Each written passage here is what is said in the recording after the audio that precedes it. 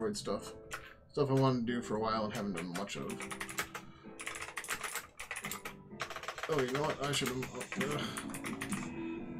I was so anxious to just jump back over here on Twitch. I didn't update anything.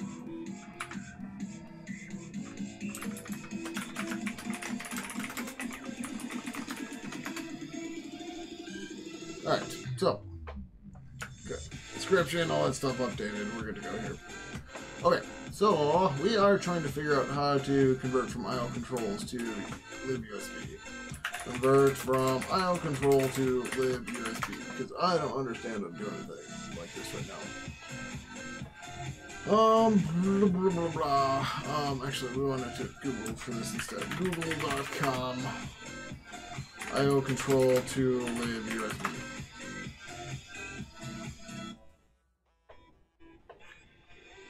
The following code snippet. This kind of looks like what I'm looking at, but it's probably different.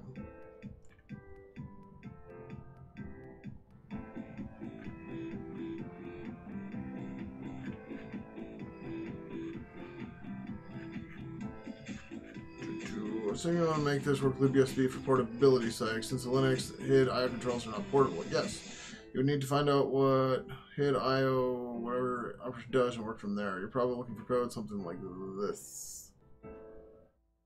Since you already know the report ID, how's it going, silly fanboy? I was just testing out streaming on YouTube again, and when the only other person there left, I was like, alright, let's go back over to Twitch.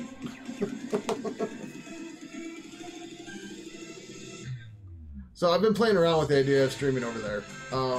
Twitch may have more like people watching games and more like people are more used to the live streaming stuff there, but like the programming stuff on Twitch, there's a much smaller audience. So I can't stream at the same time. That would violate my affiliate agreement. Anything that's on Twitch has to stay on Twitch for 24 hours before I can stream it anywhere else. So like I can't even put a VOD on YouTube unless it's been 24 hours. So yeah. But yeah, so we are hacking on my Tux Droid. That's what you see right over here. That should be right. Where's my camera? Right over here. There we go. This is a Tux Droid. He's up above my desk in a light box. All that. That is an actual mechanical thing that I am trying to make work. The problem is all of the code for making them work doesn't work. So instead of trying to debug some super crufty old C code, I am just trying to glean from it what I can and rewrite it all in Go. That's the idea. So yeah.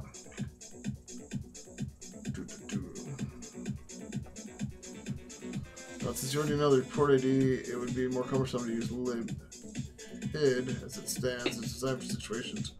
I know the usage page usage of the what? Also, you can deploy a libUSB based application that talks to a HID class device. Make sure that you have right permission to the appropriate. Yep.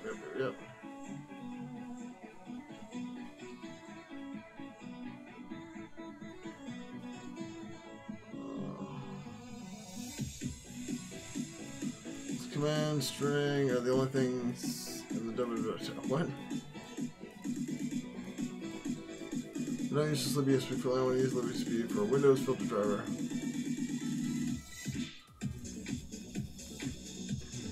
Alright. That doesn't help me. So yeah, so I'm just trying to learn what all of this crap does. Well, actually, LEDs from Logitech, mice,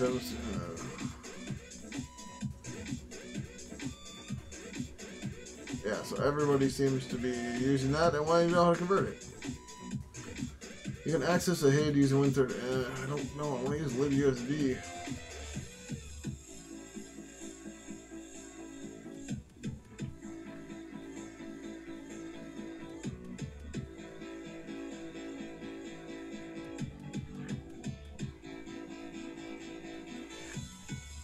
Just use the Windows API.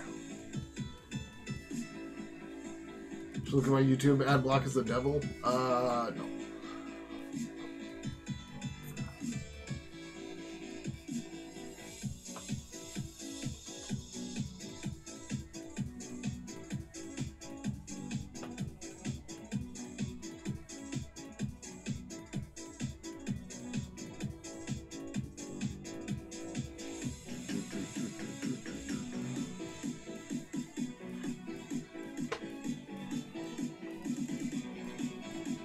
That's cool.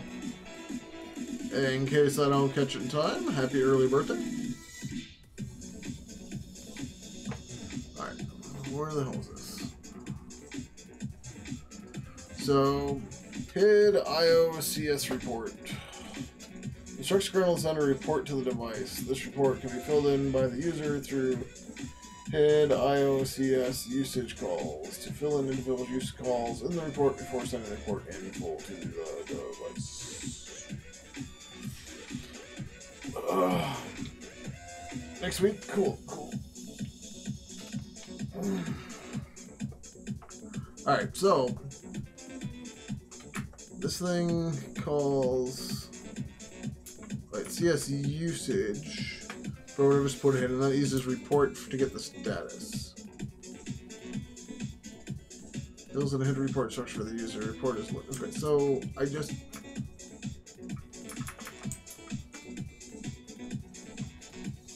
maybe I'm trying to learn too much here at once. Maybe.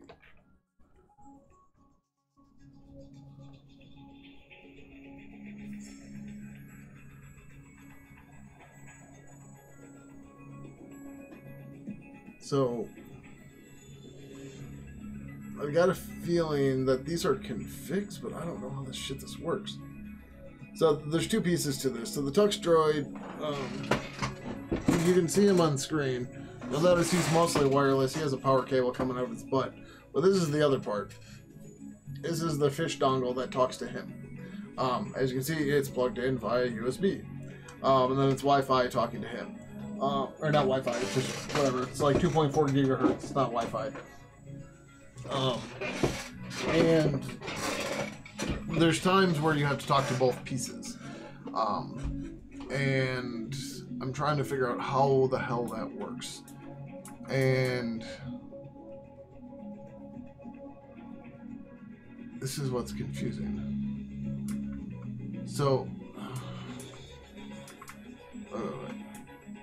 so we check if the device is still plugged in. It's not, return false. Otherwise, we set our info out to report type and report ID. And we get a report back from it. If the error is less than 0, we return false. Not sure why, don't know. This is all just super cold. You got another sticker for me? Oh. Huh. Okay, I guess it just took a while. I don't know what to tell you. Alright, I want to look at uref out. Where the hell is uref out? That should be actually in the kernel stuff.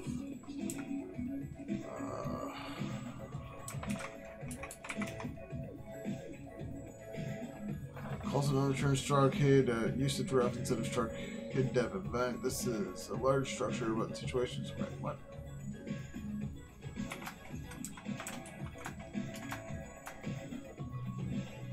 Hid dev flag uref and report. The flag can only be used in conjunction with hid dev. These are include Linux, USB.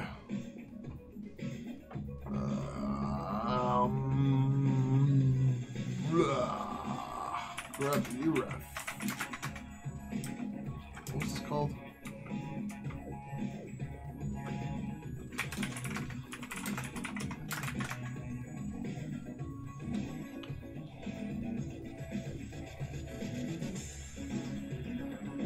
HidDef usage ref. They changed the name of that. Why? Oh no, they just implemented. So HidDev usage ref.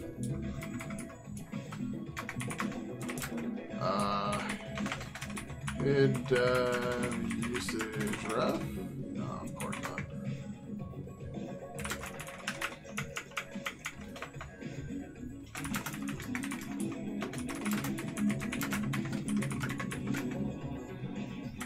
HidDev.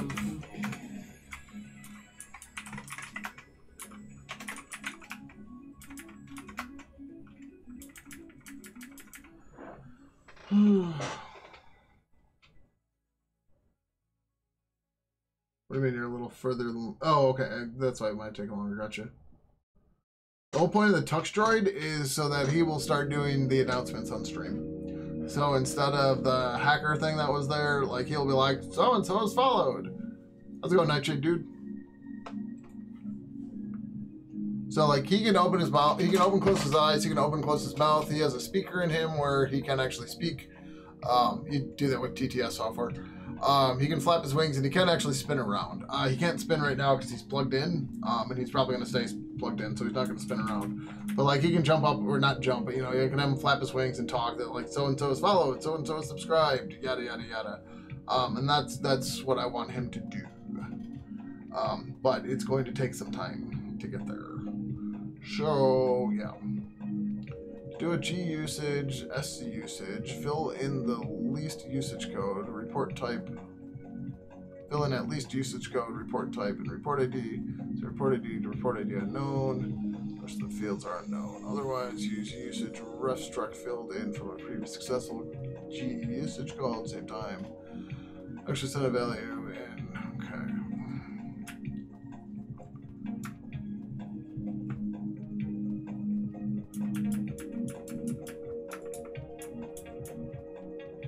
This is so freaking weird.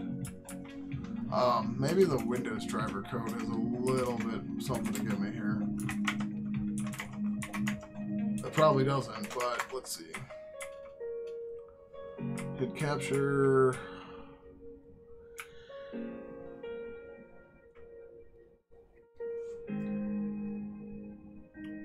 Report is...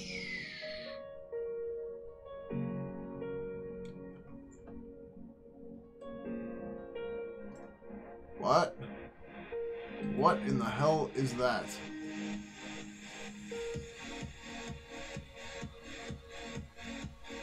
That is new to me. How is that valid code? Oxma, thank you for the follow. Glad to have you here. How's it going, Nara? Hello, hello. Managed to get GCC V8 on IRX. Ooh, nice. Let's just call in write file. I mean, I could just rewrite this to use the IO controls, but it just feels so gross.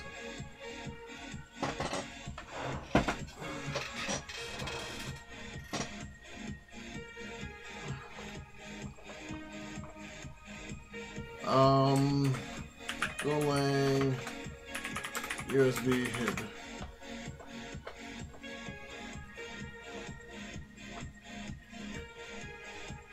Access human interface device. Platform 6 parts package having based on Signal 11. Oh. I think I want to use this instead of libUSB. We're like 1 month behind on GCC. Oh, man. Like, is there still hardware in IRIX that'll run fast enough to actually, like, compile a full Linux distro in, like, a medium, whatever, not take forever? Why Firefox 51? Why not something newer? Or is that the current ESR? Or ERS?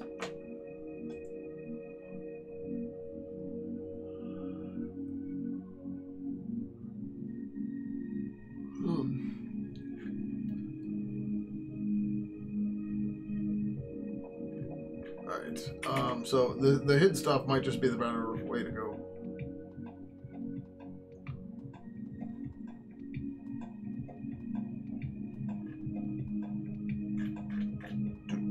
Might be. You don't want to link me to your GoDoc? No, you don't, because you suck.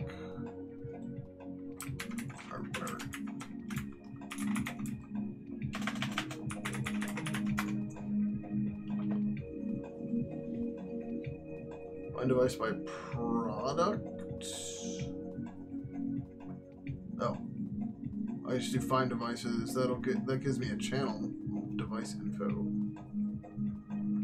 Then on device. Huh. Yeah, this looks like this might be much easier to do this way.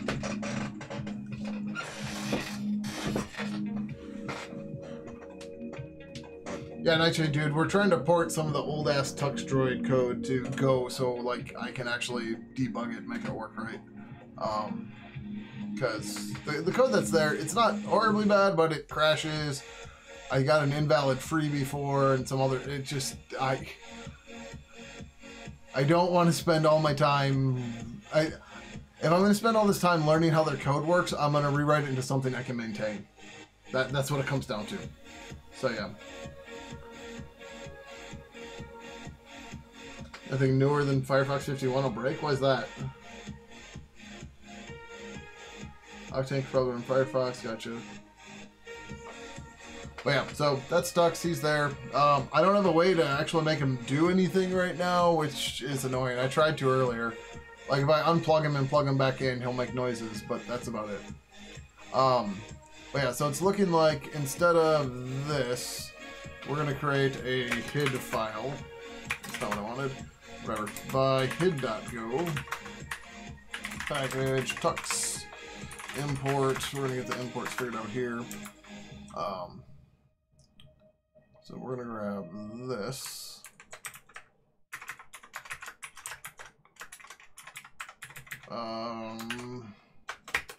BSP USB.go. And we're just gonna do the same thing over here. Except we're gonna say func find dongle is going to return a hid device. That's the interface. Okay. Hid.device, comma error. I assume, yeah, okay, this has to be closed. So yeah, basically we're gonna not use libUSB, we're gonna use libhid here, or whatever this is, and hopefully it'll work better, but it doesn't look like it's been touched much in a while. But that's probably fine, because it's not like USB hid changes. Like, it's defined. Is this complete? Yes, good, it's probably done. Maybe they fix some bugs here and there, but, you know, aside from that, whatever. Alright, so, find dongle, then we want to, oh no, we want to find devices. This returns a channel, which is kind of dumb. So we're just going to change, or return the first one and then close? Question mark. Let's say devs colon equals hid dot find devices. We're gonna have to update this at some point, but 08 OEEB, comma OX FF07. This is gonna need to be more dynamic. That much is known. So we're gonna say if length of devs is less than 0, or illegal 0, then return nil, comma func.error no devices found. Alright, that didn't return an error, right? Yeah, it just returns a channel. Okay. Then we're gonna say dev colon equals devs 0, and then we're going to close devs. No, I want to say devs.close.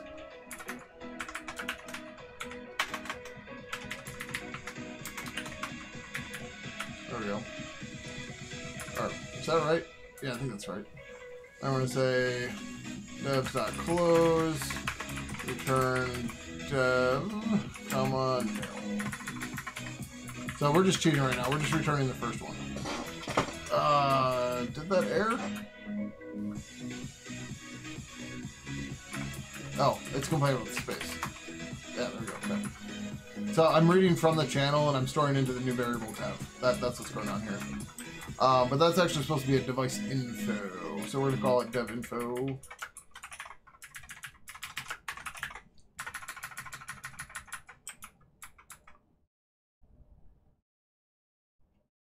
Yeah. Device info. Was that an interface? No, device info is totally a struct, so that needs to be a pointer.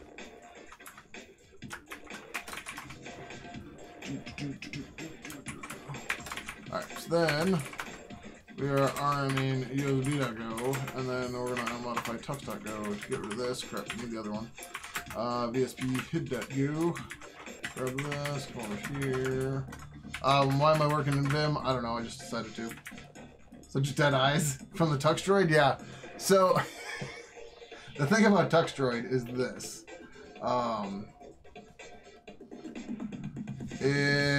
You'll see his eyes are blue. And the light box I got for him, the backgrounds I got were black, white, gray, and blue. I was like, oh, okay, fine, I'll just use blue. Except his eyes are blue. So then when you turn on the chroma key, his eyes just disappear. That's alright, that's fine. And now we're dropping packets, maybe? No, looks like we're alright. But yeah. Alright, so instead of this is going to be a dev info of starhid.device info. Okay, and we're going to say dev info here and rename this to dev info and dev info. Now we're going to see if this still builds. Oh, yeah, I did that wrong. I'm dumb. So, like, I don't want to read this whole thing. I'm just taking the first one and cheating for now. Which is fine, but, you know. We should do more than just read the first one. I'm using C comments because C programmer.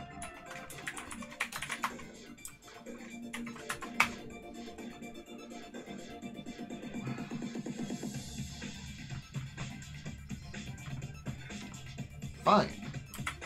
We'll have to get more creative. I don't know how you make a receive-only channel. Oh, actually, yeah, I do. But yeah, okay, so we're going to have to get a little bit more creative. So we read that one, then we're just going to make funk, I'm going to say go funk, devs. Read everything else from the devs channel. Can't close it, but we'll just read everything off of there. Ah, no captions. Damn it. So I started on YouTube, because I've been playing around with YouTube, streaming on YouTube, and then when everybody left, which happens, I was like, all right, we'll go over to Twitch, and everyone's here on Twitch. Oh yeah, ISP too. And Tux is over the status thing. So who's gonna move? Let's move Tux to here. Sure. Okay. No devices found. That's bullshit.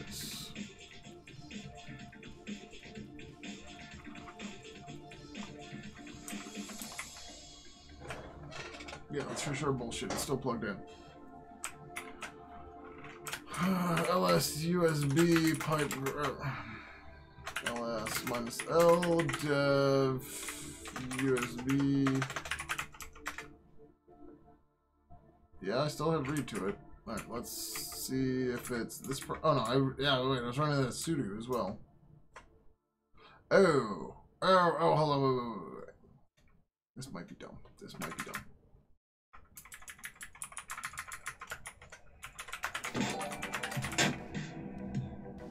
Here, Yago. Why not? Thank you, MCS Mike. That Twitch Prime, greatly appreciate it. How you been? We're gonna say dev info sense hash v and dev info. So right now we're dying on what I think is just my bad check code. Yeah. Okay. So I read the first one and then yeah. The length of the channel is just always returning null. So yeah.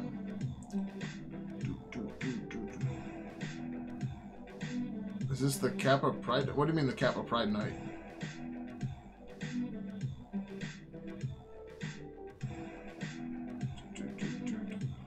Yeah, buff like that. My ISP just goes to shit for 2 minutes, like every 100 minutes. Actually, it's like every 100 seconds for every 100 minutes. It starts dropping packets for every 100 seconds. It's really annoying, and I don't know how to go to them yet and be like, "Hey, fix your shit."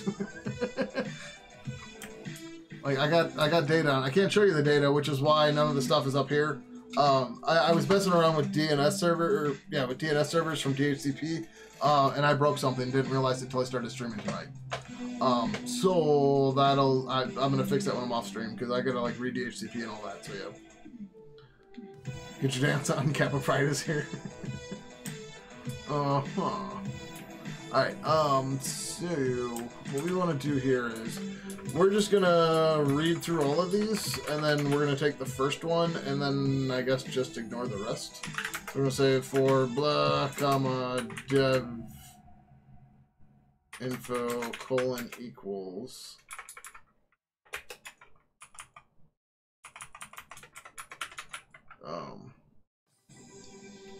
range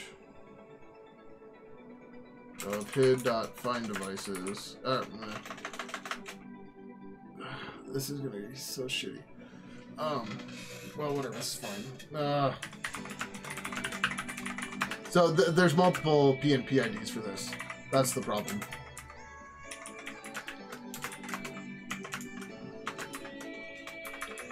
So we're just gonna make a var dev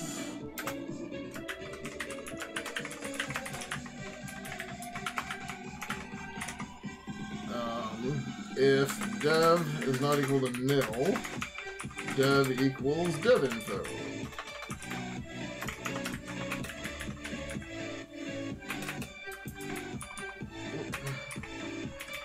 If dev equals nil, no device is found, then, like I said, this isn't great, but it'll work. Should work. Too many variables in range. Huh?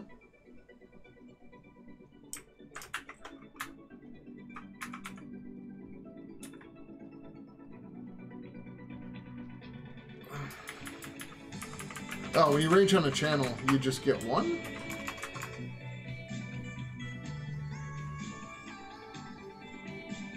What?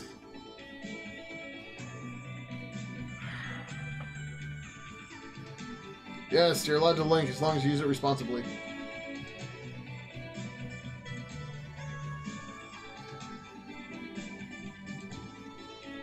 Oh, that's the WHO standards?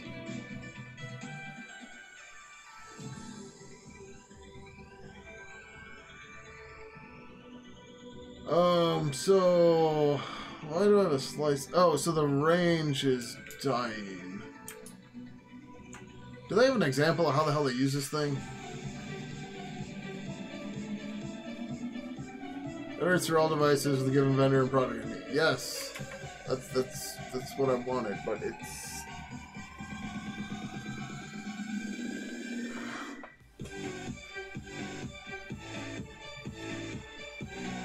Signal 11 hid API. Maybe this is a better one. Oh, it touched 3 years ago.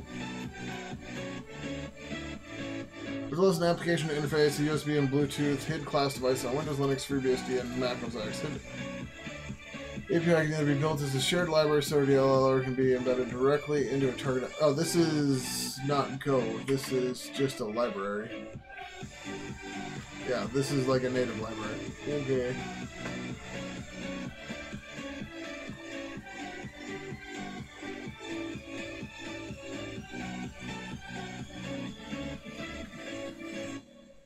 Really wish there was an example here. Are there unit tests? Let's see if there's unit tests. I guess not, but if they are, then maybe.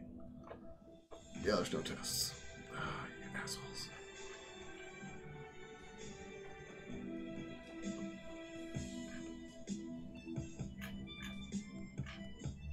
Anybody know how to look up who's using a Go package?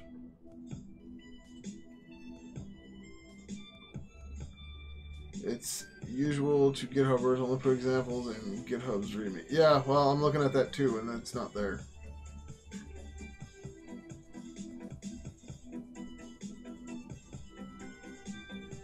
More documentation would be great. I agree.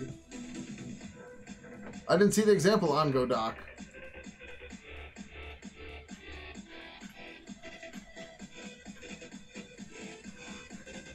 Like, there's no example here. I'm out of lucky? Oh, that.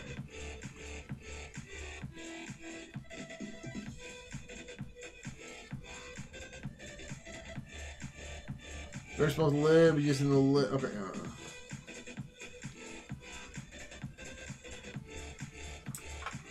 Oh, who's using it? Oh, gotcha. Yeah.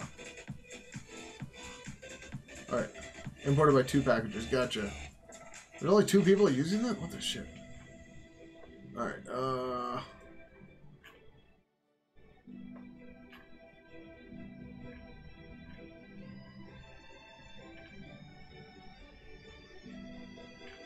like, I just want to know how they're doing the channel stuff. Like, Arrange should work on it. Why it didn't, I don't know.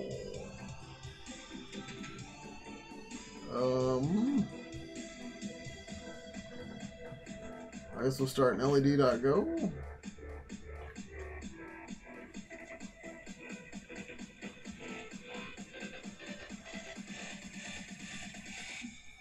Turns channel with all connected LED devices.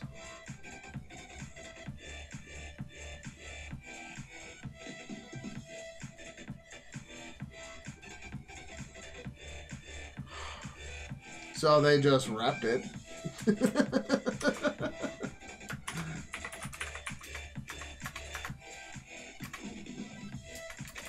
Who calls this?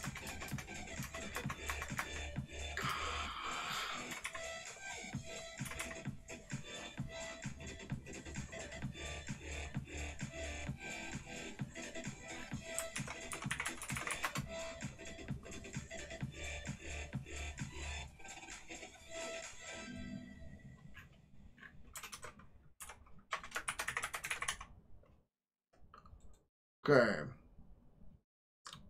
How much you want to bet it's just not even called?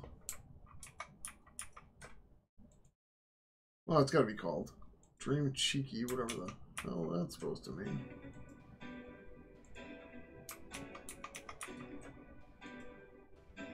Busy light, blink, blink, stick, blink, blink1.go? Maybe blink1.go. Nope.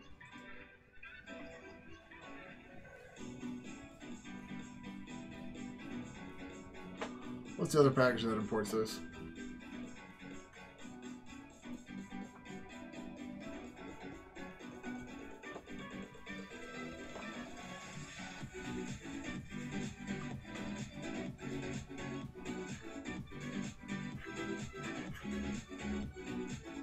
Okay. Maybe this is more simple and easier to figure out.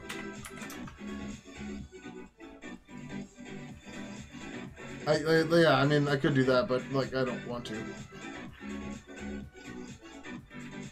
Find devices. Find devices returns a list of hit devices. Oh, that's... Okay, so... They call hid.devices.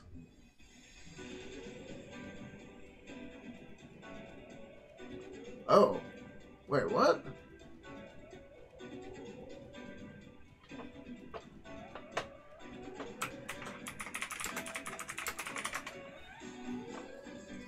I didn't realize you could have 2 parameters to read from a channel.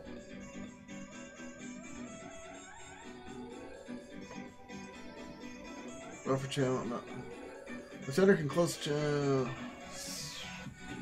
Receivers can test whether channel has been closed by assigning a second parameter to the receive expression after. Okay is false, and there are no more values to extrude the channel's closed. I did not know that was the thing. I still don't understand why range doesn't work, though.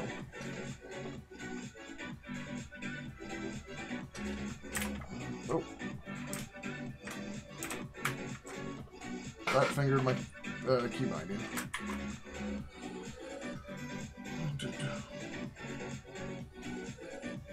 Ah, thanks, Potflick. Yeah, we just got there. Like this should still work though, right?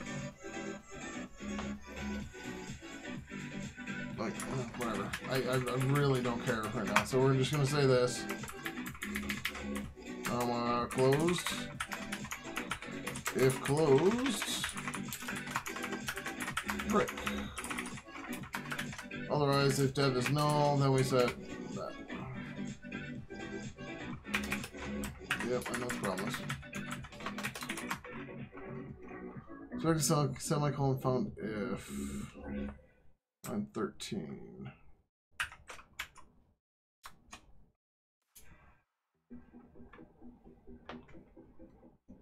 Oh.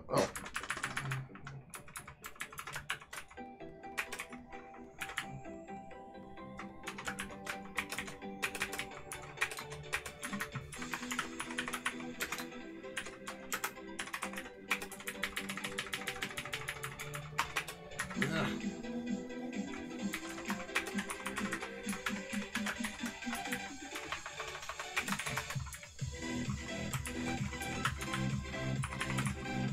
I'll change this to dev.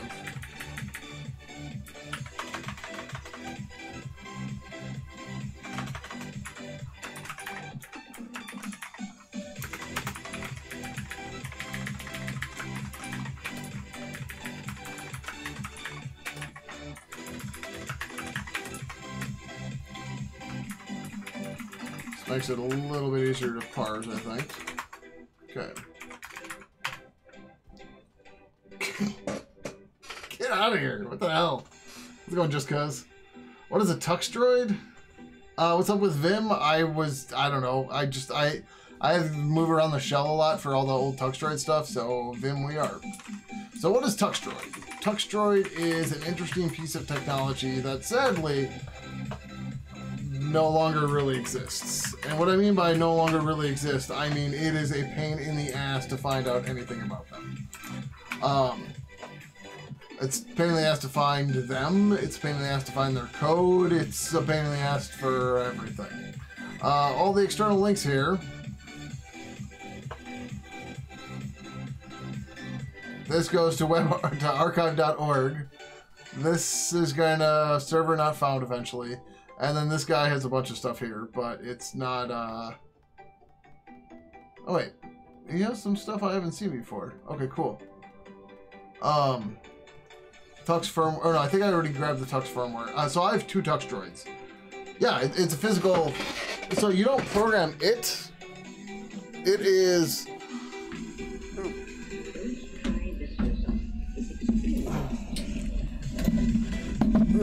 So I have 2 of them. This is the original one I bought in 2006 or so. He's got felt finish. He collects dust and hair, especially cat hair, like you would not believe. But anyways, so he can open and close his eyes. His mouth opens and closes, but it's like a seized motor, so I can't really open it manually. His wings will flap. They actually count as buttons too. So, oop, I broke his arm. He can spin around. He's on little wheels here. He can spin around if he's not plugged in. You plug him in his butt. And then he's got mic and headphone jacks here too. But he has a built-in speaker on his back. You can't see it because it's covered. But yeah, so the thing is, like, these things were built so like they'd sit on your desk, they'd talk to you. They were kind of like your virtual assistants before virtual assistants were a thing.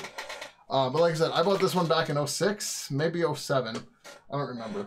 The one up there I bought probably a year ago or 2 years ago. The idea was that I was going to raffle it off on stream. But then I found out how freaking rare these things are and how none of the code works anymore. So that idea kind of got shut down. But like, Amazon.com, Tux Droid. No idea.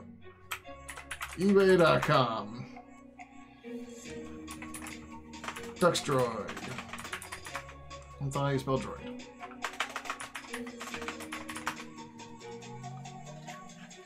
You're just gonna get phone cases, even if you split these up, you're gonna get phone cases. Like if you can find one anywhere, that would be amazing. I've been meaning to hit up like lugs and stuff to ask if anybody has them, I asked a friend of mine that I used to go to the lug with all the time. He's like, I literally just got rid of it. I was like, what'd you do with it? He's like, I threw it out. I was like, no. But yeah, you can't find it. You can't find him anywhere. So what am I gonna do with mine? He is going to replace, or the one that's up there. The other one I have to figure out how to get the firmware programmed on. That one up there is going to become the new announcements for the stream. So instead of the weird, super loud, annoying thing from Streamlabs and all that, it's going to be that. It's going to be him saying, so-and-so is followed. And then, you know, if they have TTS in there or something like that, he'll just then speak it. It's fine. We're going to search for Tux Droid. There is a Tux Droider 2 video here. So, you're a smart companion. Okay, don't play it. So, this is from October 18, 2007. So I guess I bought him in 07.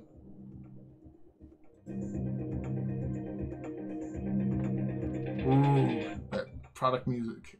Hey everyone, let me introduce myself. I'm Tux Droid. I can speak more than 16 languages. Bonjour le monde. Hello there. Droid does that. And everything is wireless. You can control me from your desktop computer. That doesn't work anymore. Or I can't find the code for it anyway. But if you think I'm just a wireless interactive robot, think again.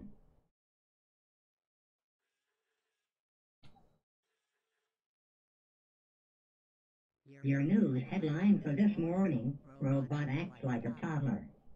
Osaka, Japan. A group of scientists in Japan developed a robot that acts like a toddler to better understand child development. Today's weather forecast is expecting a storm. Better to take the dog inside. Oh, and don't forget to buy a present for your wife. It's her birthday, remember? Incoming email. Hey, Thomas here. Don't forget to buy our Rolling Stones concert tickets for the four of us. Thanks. Their examples are a little contrived. But yeah. Voice calculator started. Wait, what? What do they hit on the thing? Multiplied by 4 multiplied by 89 equals 356. Sorry, they also come with a remote. But, Thomas just went online. Thomas is now in chat with you. Wait, so like I don't have any software running, so like doesn't matter. And hey, look, it's Pigeon. Concert tickets. Yeah, so that was the other idea. Mycroft. So, I was recently listening to Floss Weekly, and they covered Mycroft, and I was like, huh, I could probably use Mycroft with one of these and make that work too. So maybe one of them becomes a Mycroft speaker, and the other one it just becomes the announce guy. Chris, But yeah. Dominique, Eric, Michelle, Matt. And yeah, so he is a hit device, so he can be a mouse and keyboard and shit too. So, but yeah, so this has been something I've been wanting to play with for a long time, and I just haven't done anything with yet. Hello. But yeah, so that's what these things do, and the answer is basically anything. Like, what do you want to make them do? That's what they do. The problem is like the company, keep your sense of humor. Like, I don't know what happened to them. I think it might actually be on here. They filed for bankruptcy in August 2010. So yeah. Okay, so the mascot is driven by an Abel AVR RISC microcontroller. New version supports also Windows-based PC. Texture can be used in Windows XP and Windows Vista. But yeah, so I'm just trying to make them work for my stuff. It's a task. Tux Droid as a service. I mean, that's the thing too. Like, I'm pretty sure all this stuff is open source. I don't know what, if any of it, has been saved though. So yeah. But yeah, so all this stuff used to be built into the main software. And yeah, this is the big problem. Tuck's up. But like the speech synthesis just uses, I forget which one it uses.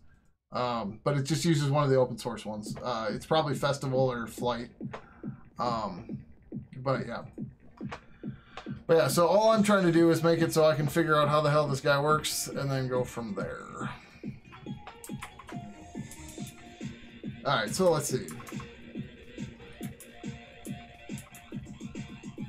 Dev info, oh.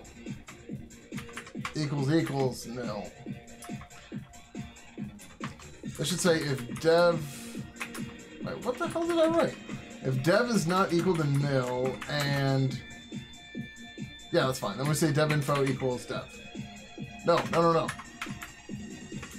If dev info equals nil, then dev info equals dev. Why are you still saying no devices found?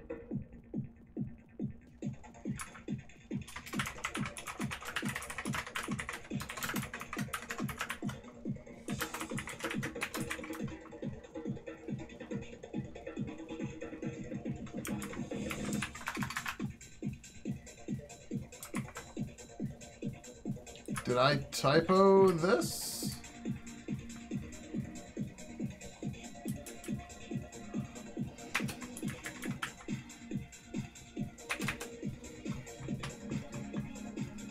This is the way they wrote this was done a specific way. So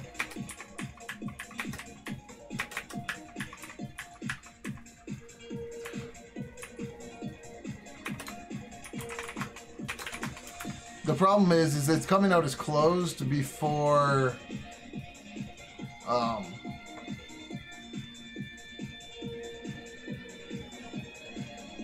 yeah, what? So the problem here is closed is false, or closed is true.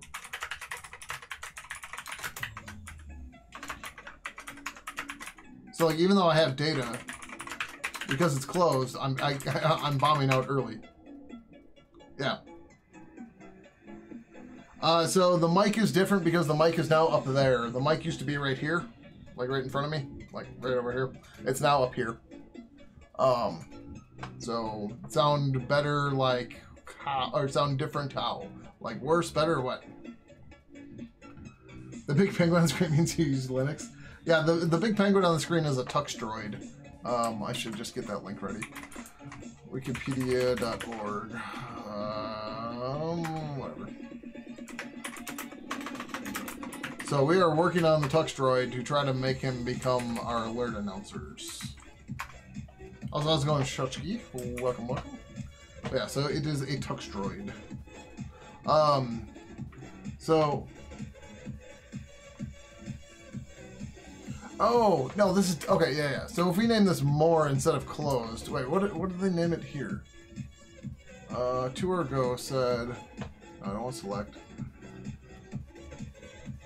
Sender can close a channel to indicate that no more values will be sent. Receivers can test what channel has been closed by assigning a second parameter to the shred. Okay, so if I name it to OK instead, then we're okay. Yeah, that'll be much better.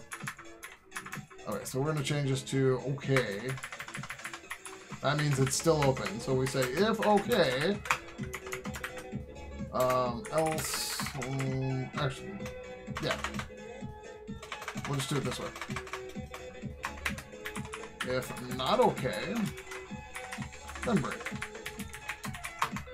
Now the code makes sense. And now we have it, and then we died. Why did we die? This is Go. Tinier, worse, not horrible though. Really? It's back a little bit further than it should be right now, but maybe this is better. Yeah, no, Go is pretty nice. I like Go. Big fan of Go. Where is this coming from?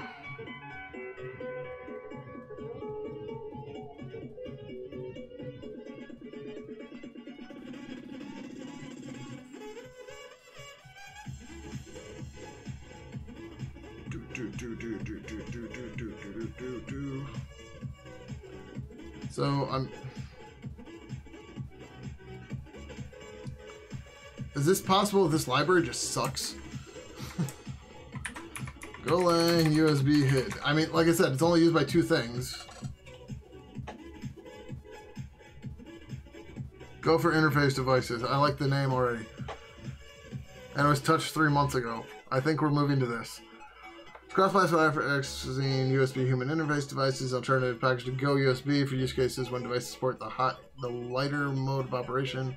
All right. Yes. This looks much better. Well, so far. It actually has a link to GoDoc.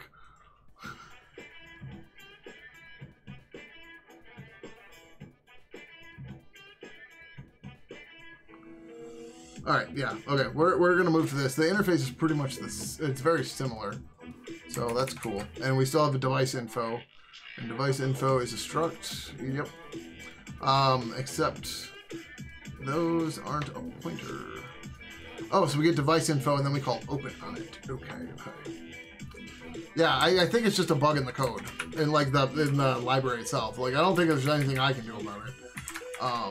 So we're gonna move to this one, which actually looks like it was updated, you know, this century, so that's cool.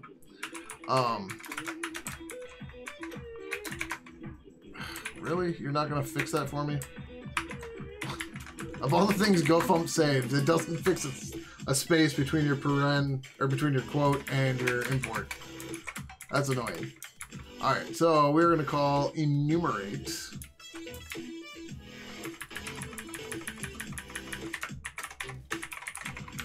Pin.enumerate. Same setup, and that's gonna give us a device info. Or a slice of those. You still don't have any examples though, you suck. But still, that's much better.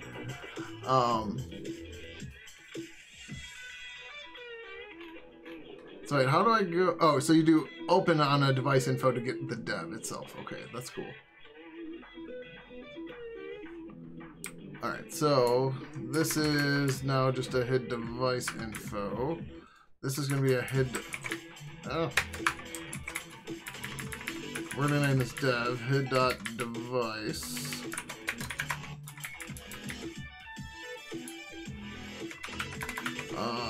Func T star tux shutdown.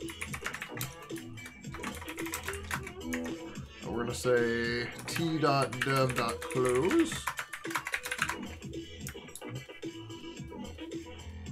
Oh. Okay, cool. Then we're gonna we got our dev info. Then we're gonna say dev : equals dev info dot open. I can return an error. Error not equal to nil. Return nil comma error. Then change this to dev. We need to open our driver.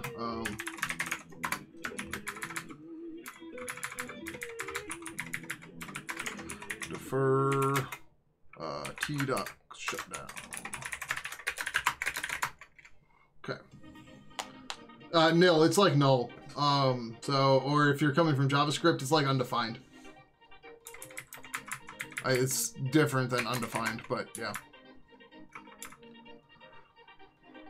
Like, if you don't know pointers, that is a topic people struggle with for months, so I'm not going to be able to give you a quick primer on it, unfortunately. Alright, so that all looks alright. We're just going to grab the first device. So we're going to say if length of devs equals 0, no device is found, otherwise we're going to return devs 0.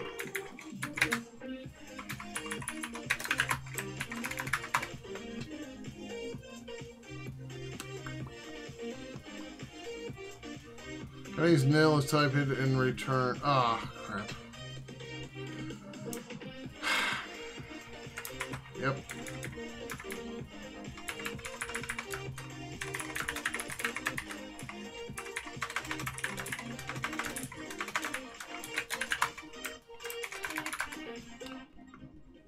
Alright.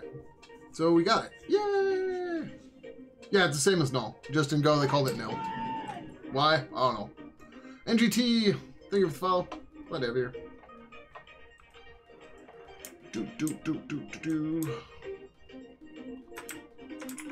Okay, so we got the hid device. So that's cool. So, maybe we can just do the rest of this stuff here and go from there. So we're gonna say, alright, that's in tux.go. And hid here, we're going to add a function called func send to tux. And this is going to take a data of a byte slice. And we're going to func send to dongle. We're not ready for the dongle yet, but yeah. Or we don't know what we're going to do there yet, but we're just going to define this. Oh, this should actually be...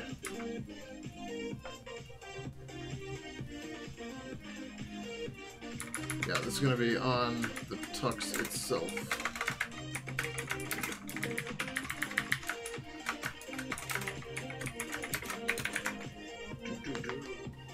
Nil has a value though? Yeah, it's 0.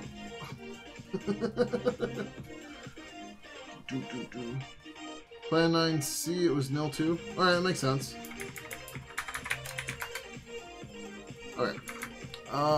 So basically what we're doing is we're taking this super old code that hasn't been touched in half a decade at least, and we're trying to make sense of it and write it to something I can maintain. So like there's all this crap here with this USB whatever stuff, blah blah blah.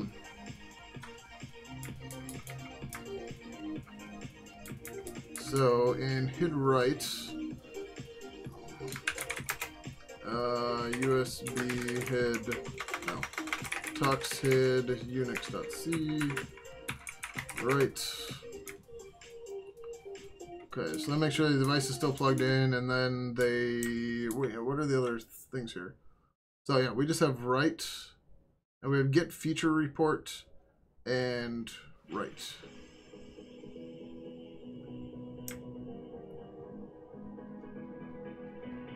Alright, so we're going to have to figure out how to read the feature reports, which is annoying, but okay. So if nil equals... No, it doesn't. So Go is strictly typed. There's no falsy values. If you need a boolean, you need to check it against nil. You need to check a pointer against nil. You can't just go if some pointer. That doesn't work in Go.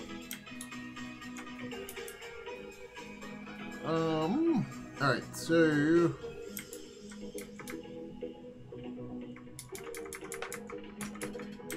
Are there constants in here? Variables. Error device closed. Unsupported platform. That's it. Retrieve the feature report from a hid device. Set the first byte of B to the report ID of the report to be read. Make sure to allow space for this extra byte in B. Upon return, the first byte will still contain the report ID and the report data will start in B1. Okay, well.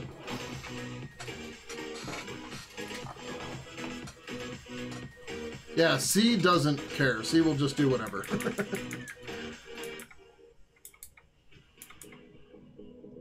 Go is much more strict, which a lot of people don't like, but I absolutely love about Go. Alright.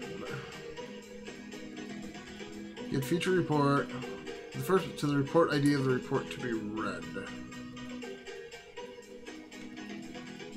Where's hid report ID first coming from?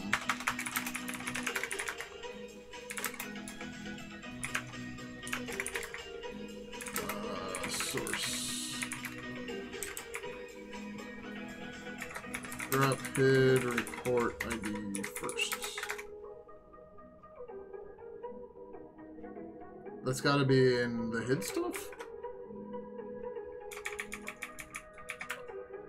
Okay, this is importing hid dev. User include Linux by hid dev.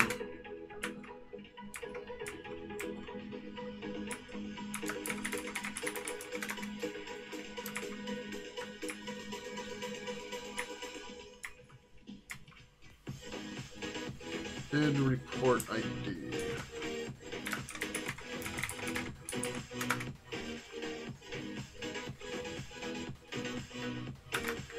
Yeah, where's it find? Oh man, what the hell? Okay. Ugh. So I'm gonna need some of these constants. Woo! At least I think I do. I don't know. You won't compile if it doesn't exist.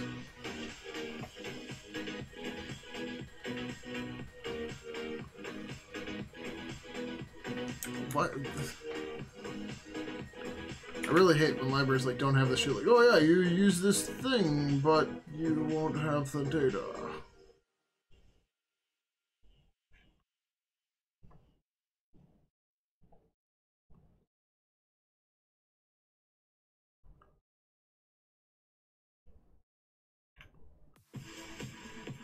So the first byte of B to the report ID of the report to be read. Make sure to allow for extra byte and B upon return.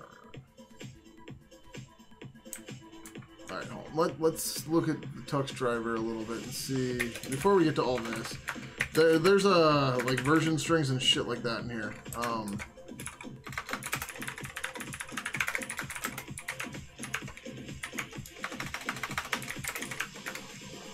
As I thought there was. Tux get descriptor. We're going to start with that. We're going to try to read the data out of Tux and see what we get there. So the Tux driver get descriptor.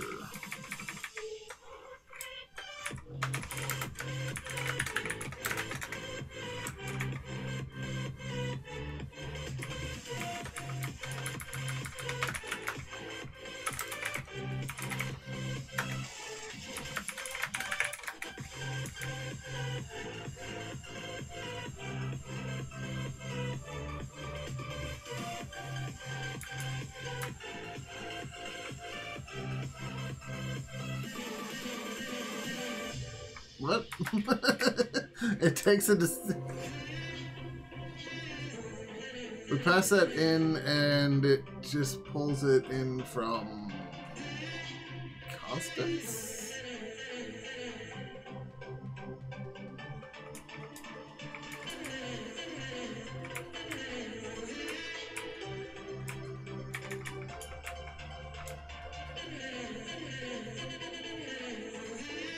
Where are these constants from?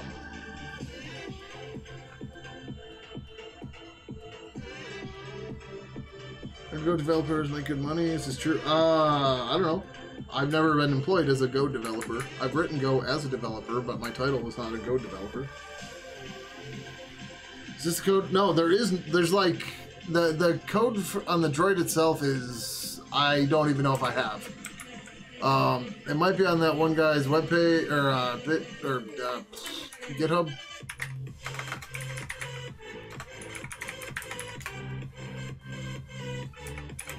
I'm taking the long way here. Yeah, this guy. So this would be Tux firmware. Tux core. Yeah, so this is not the code I have. Which I should clone this though. We're gonna do that right now. Am I blind? Where's the clone button? There it is.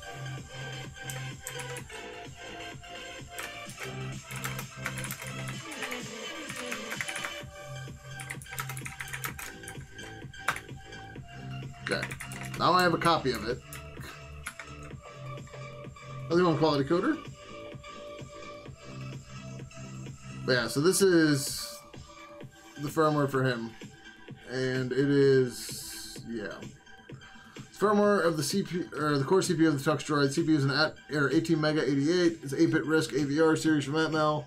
Firmware can be compiled with AVR GNU toolchain, compile the firmware itself, blah, blah, blah, blah.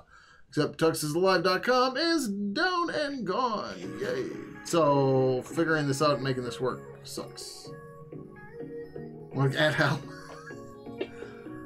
Like I said, this thing came out shortly after Arduino. Why they didn't go with Arduino, I don't know. We'll never know. It's okay, though. We're getting rid of that. Close, close, close, close. Yeah, much better. Okay. I still don't understand why this library doesn't have, like, shit for examples. It's imported by 138, though, so that's helpful. Mostly Bitcoin wallets. Yay! Like, whatever, that's fine, though. Stream Deck Go. Really? Well, that's interesting. I wanted to look at the code, though. I didn't want to look at the docs. Remember having to write AVR assembly? Oh, man. Is it hard to switch from Windows? I'm not sure. I switched many years ago. So I can't answer that question.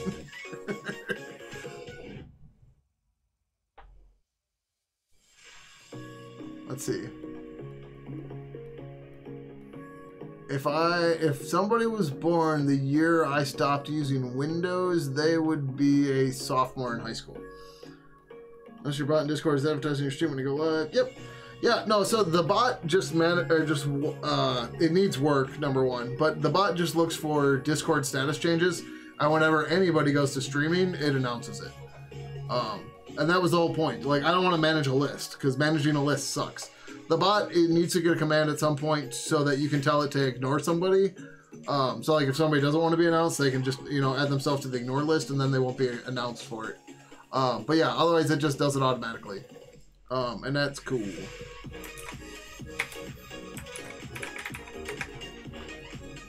Send feature report.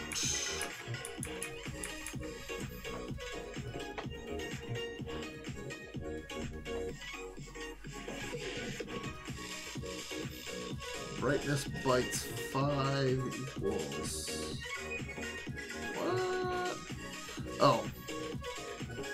Brightness bytes... What in the shit?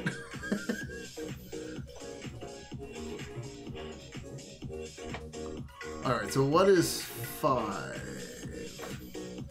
We go back to this header file. I'm gonna blank here. That should be 4.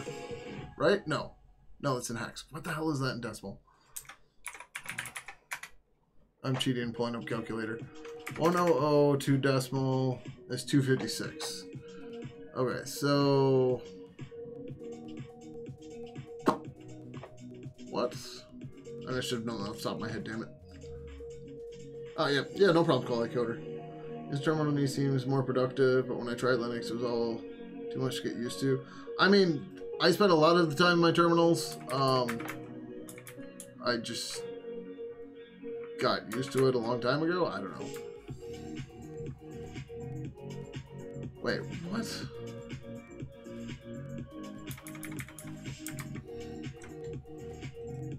Well, like, you don't need the terminal to work in Linux. It helps, but you don't need it.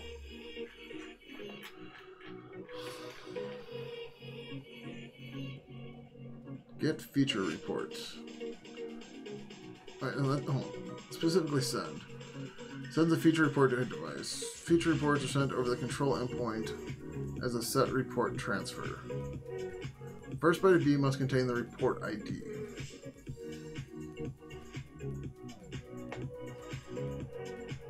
I don't think I need to mess with this stuff. I think I'm really only worried about...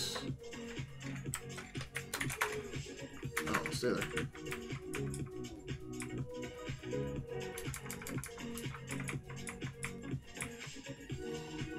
Alright, I was looking for the... Hold on, get description. Go here again. Where the hell is firmware release description?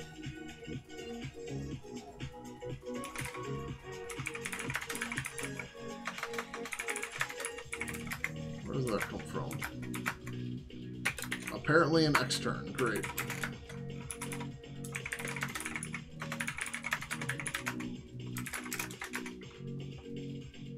It comes from firmware.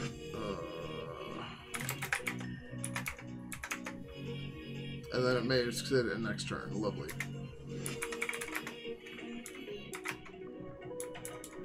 Okay, that's where that's defined.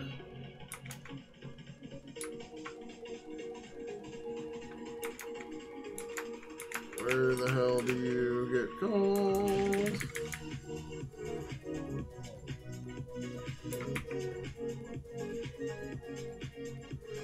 Load node symbolic versions. Love your multibyte number. I guess you should go after any doc, even from web archive. Yeah, well, I think it. So, I think I'm going to be able to ignore a lot of this. I just need to be able to figure out what.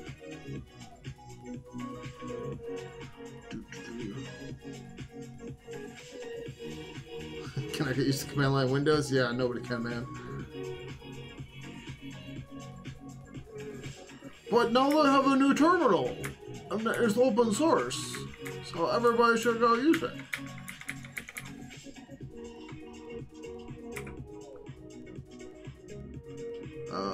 And the Microsoft gods, after 40 years, have finally created a real terminal. After 40 years. Say that again. After 40 years. You can generate tags, C tags, and Vim can jump right on. Yeah, then I'd have to learn how tags work. I could also be using ripgrap right now too, and that would probably be easier, but whatever. Even in Linux, I don't use a default terminal. I could, but I prefer Terminator. Yeah, I mean, whatever, it's fine. A terminal is a terminal, unless it's command prompt, and then it's a hack. Does command prompt still get styled like Windows 95 and Windows 3.1 and stuff? That's a no learn? What do you mean a no learn? Let me see.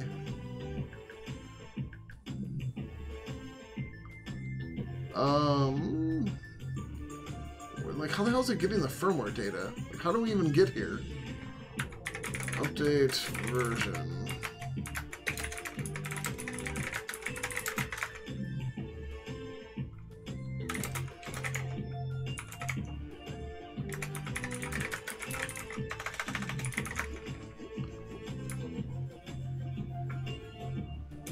Oh. Ew. After we connect, we get that as a frame. Oh, gross. Alright, so how does this work anyways?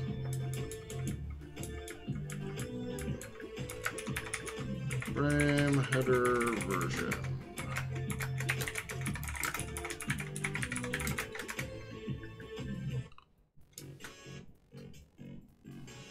Oh yeah, so he also has an IR in him. And there's a light sensor, I guess, too? I don't know what the position sensors are. Pong, I assume, is... You can send a ping and it'll respond with a pong. Use control, open bracket to jump there. Ah, interesting. Ripgraph and FCF. And I don't even need tags.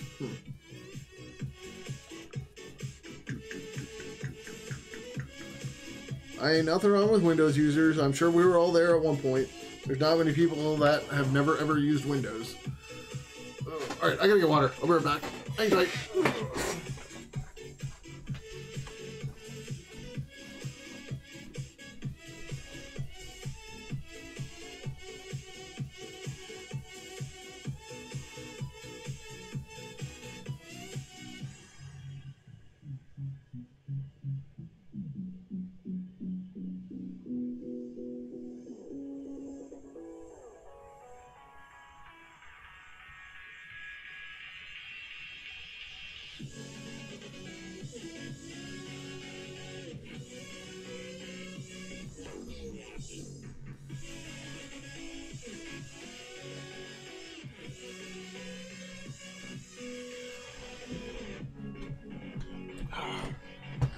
Ah, water.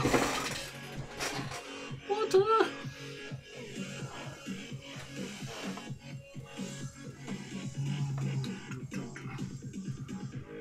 All right. So, I think this thing just sits here. So there's that whole main loop thing in this.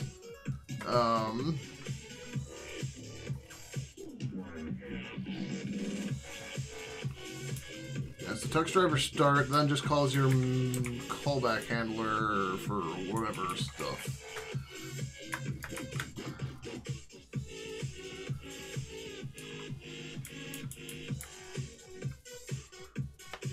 Okay, so that just prints out the lib tux driver version. And it's USB. Hardware status in it, we should look at software status in it. Probably too. And then it calls USB start and it sleeps one.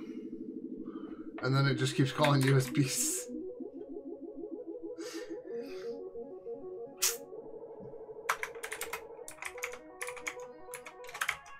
That looks really gross.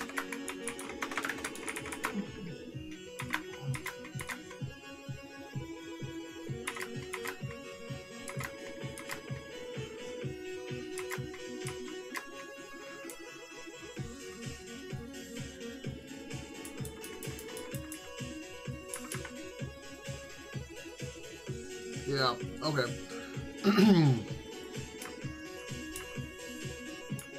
And sleeps 100 milliseconds.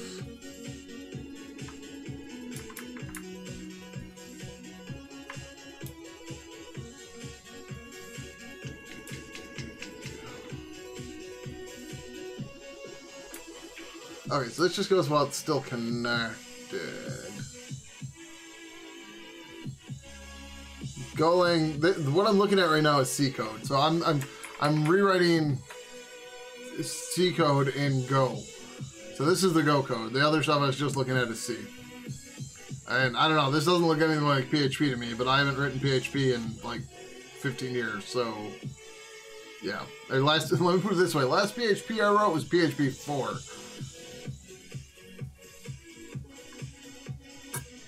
I've done some minor tinkering with PHP 5, but the majority of my PHP that I wrote was PHP 3 and PHP 4. Yes, I know that PHP 7 is out now.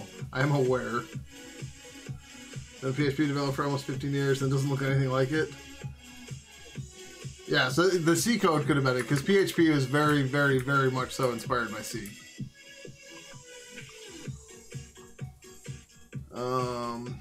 Alright, so anyways, we were just copying that send to tux and send to dongle, but I think we gotta get this part in first.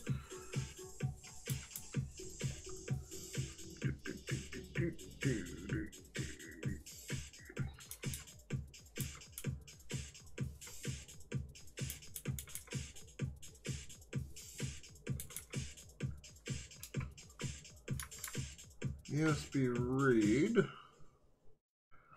What does USB read do? Tux USB read. That's gonna be the one with the.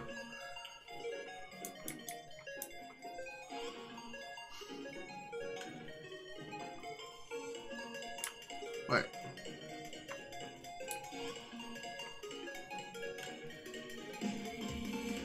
Frame stat. Okay, so it writes a status request.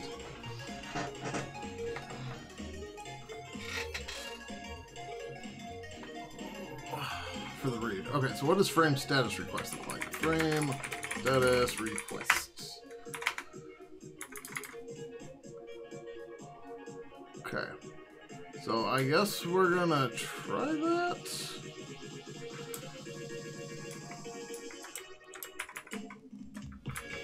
This is, yeah.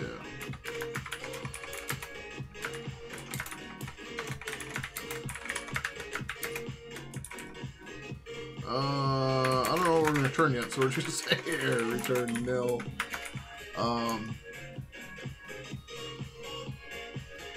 Status colon equals byte slice of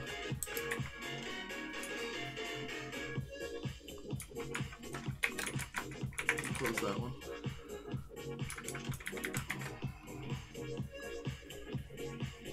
We're gonna see if this is enough.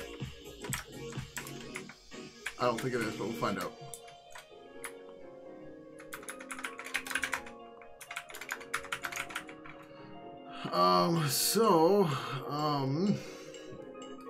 Colon equals is a shortcut. So if I didn't use colon equals, I'd have to say var status, byte,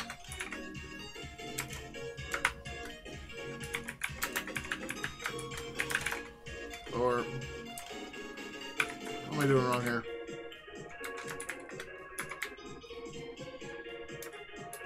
Oh.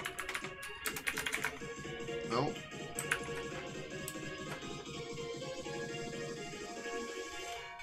It's something like this. I don't know why it's being dumb.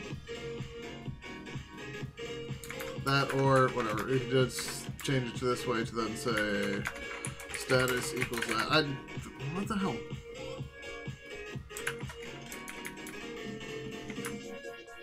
Alright, which one is it complaining about? The new stuff or the old stuff? Yeah, it's complaining about that. This should be fine.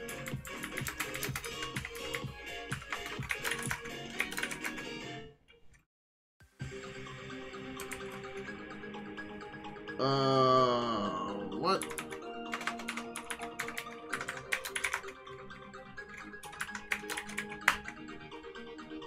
Okay. Why is this being dumb?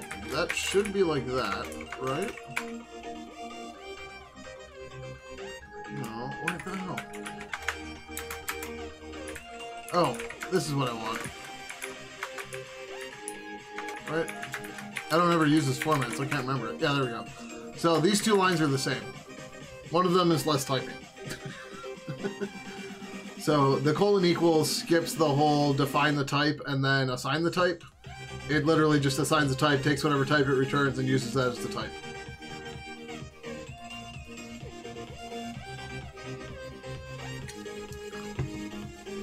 So, yeah, that's what colon equals does. Alright, so frame status request, we call hit right to that.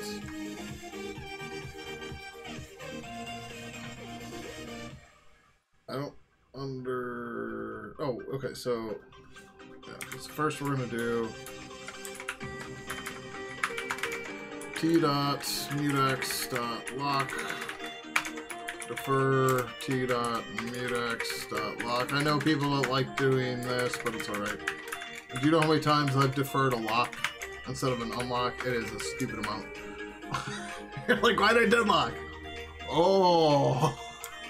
Because I locked again. Whoops. So hid.read returns an int and an error. Read retrieves an input report from a hid device. So, do I want...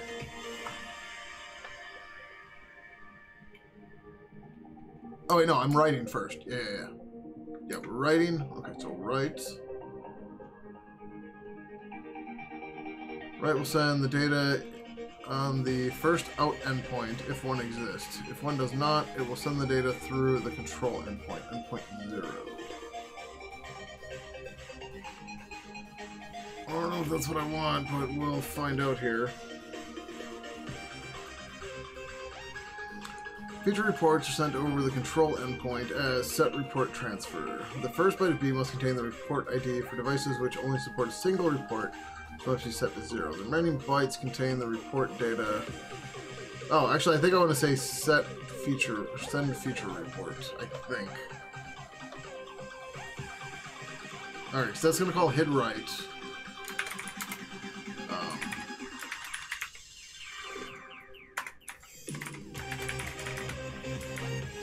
Hid right is going to... Alright. One of the frames here. Okay, so yeah. So this is going to be the send to tux part. I think. We're going to be cleaning this code up for a long time. Type output, report ID. They're saying hid report ID first. And this says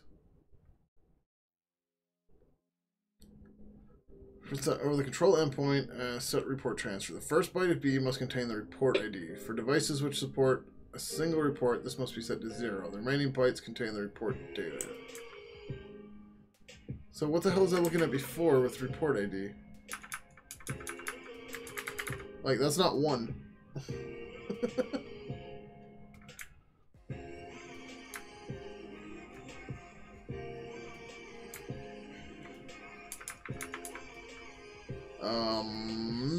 Bruh. The package encoding binary has a JSON unmarshal-like function that decodes a byte to... Okay, I was wondering about that. The problem is I don't know what any of these are right now. Like, once I know what that data is, that'll be awesome. But, yeah. And I don't... Godoc.org encoding slash... Oh, you said encoding... Okay, yeah.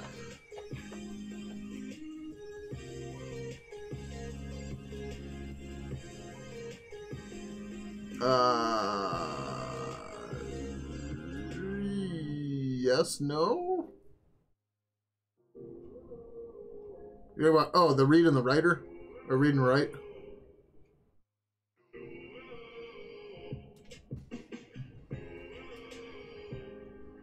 Okay, yeah. Okay, cool. I'm looking for anything that takes an interface. I'm like, what? Like, oh, wait, there they are. Okay, cool. Yeah, I was looking for something like that in the past. I forget for what. Okay, wait, dumb question. No, that shouldn't be it. This is not just a, that's not a... Indianness shouldn't apply in this, right? Or does it?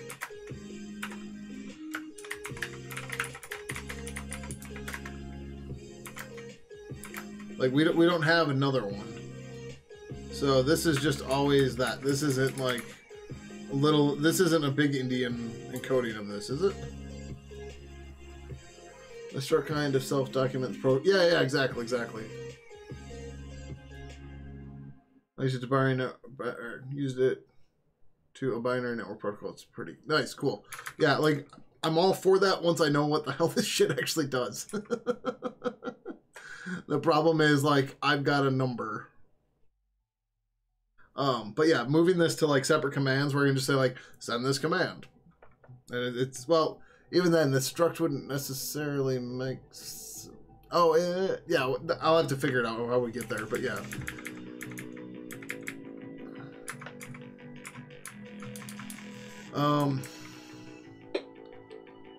So hid report ID first. Linux hid down. More than 1 byte. So okay, so it is still important. Right, but like, is that going to be a 1 or is it going to be 256? That's the question. Optics, thank you for the follow. Glad to have you here.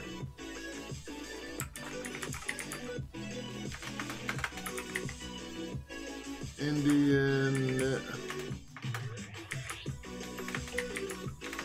Nope, that doesn't seem matter. Okay, yeah. So it wouldn't. Right. For some reason, I always think that, well, and a 32-bit int, it's the lower 16 that swaps with the higher 16.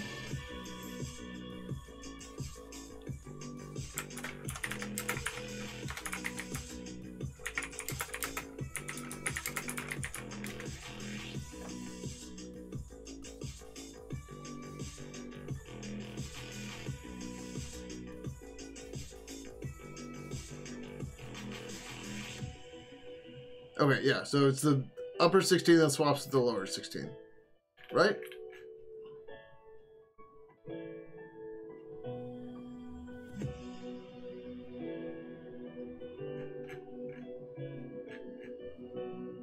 Why can I never fucking remember this? Right.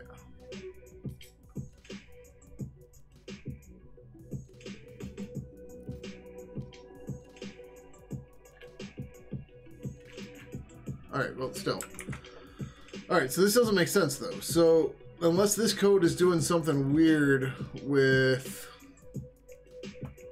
this stuff, I am very, very lost.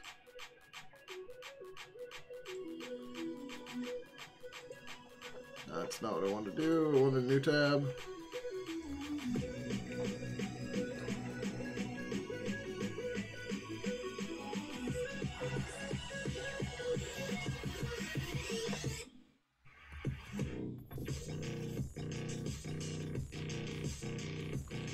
Using CDev hid send feature requests. Or report, whatever. I don't know where that's defined because it's not in this file.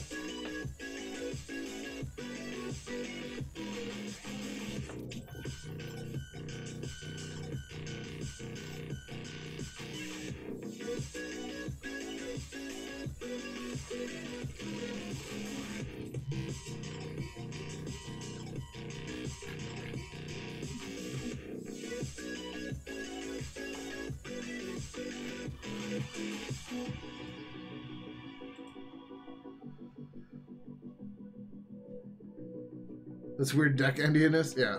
That's why I hate Indianness. It's such a pain in my ass. I can never remember which way it goes.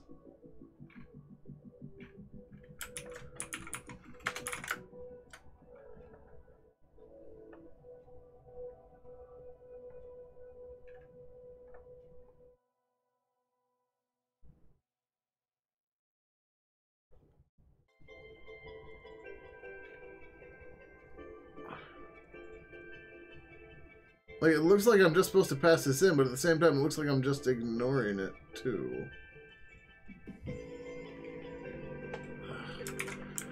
Alright, well, this is why I wanted to look at some of the other ones, because, like, there's some of the other stuff that's using this, because, like, this is not sending that.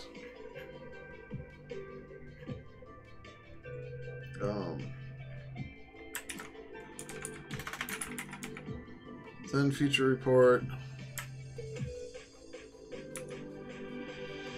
Reset. Brightness bytes.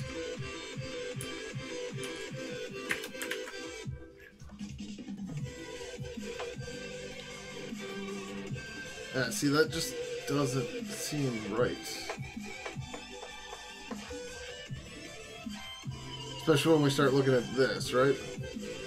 Like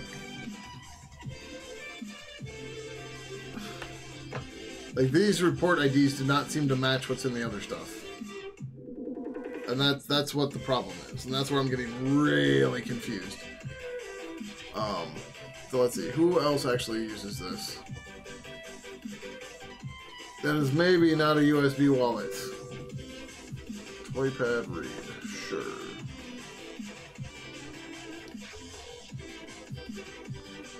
I wish there was a way to go to where the package is. Like, let me... Oh, maybe the link right next to it. Oh, no shit. If I could use my toy pad with lit... Oh, this would be cool.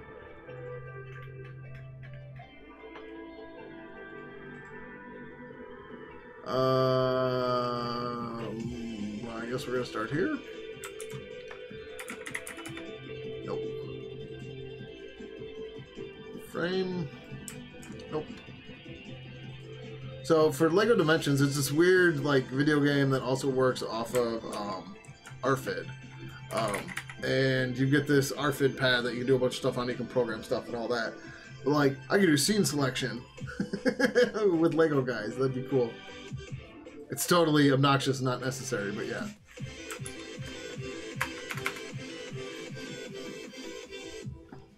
So this does not use any of that.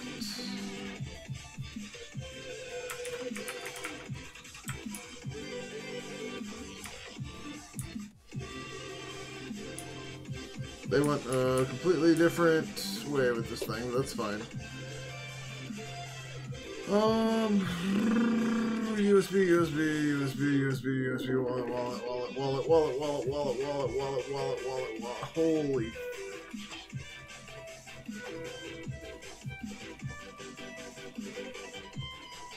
Yes, what does?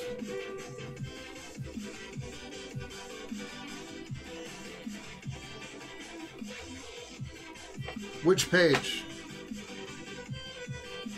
The one on the toy pad stuff that I already closed?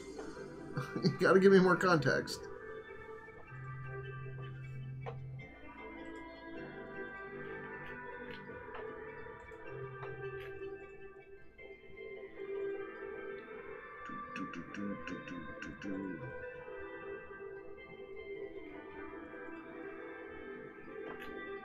That's there.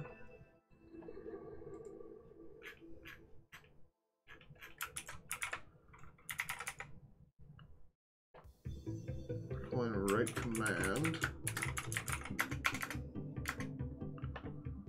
That's just calling right directly. That's not doing the report stuff. Is it trying? Okay, yeah, but that wasn't doing the report stuff. The report stuff seems to be what I need to do for Tux Droid. Like, that is everything. Like, there's no, like, just manual read or write to Tux Droid. It's all the report stuff. This Luxafor stuff is not using it either. I don't know. Maybe one of the Ethereum wallets thing here does it.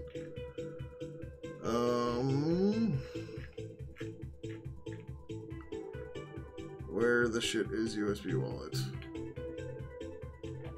Is it accounts then? Yeah, accounts then USB wallet.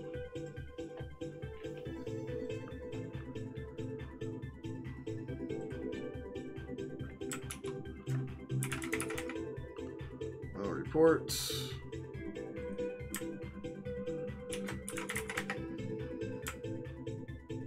Report ID magic number.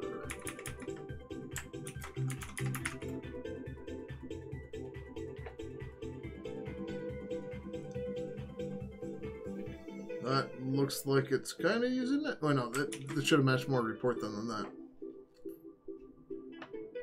Right, because this thing is send feature report.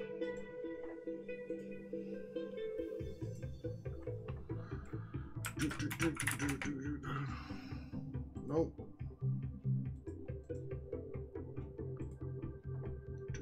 So why so many cryptocurrencies? Project. It's everybody it's Go Ethereum used it. Everybody that's forked Go Ethereum, Godoc is found.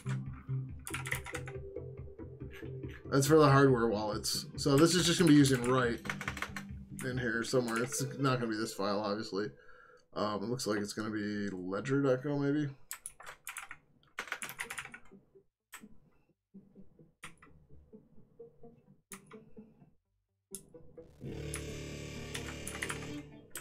Actually, yeah, why the hell am I just searching for HID?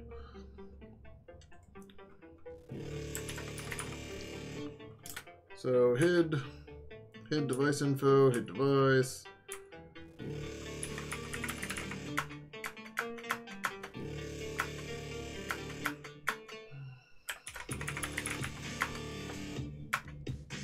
Device.close.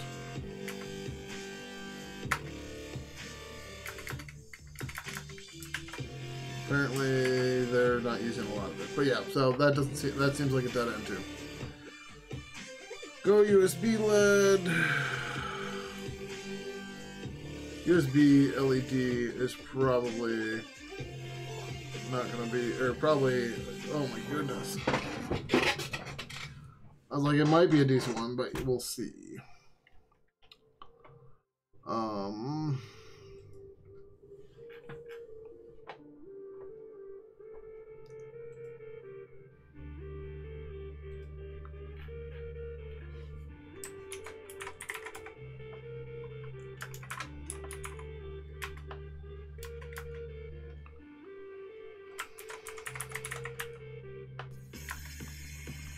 I'm just using right.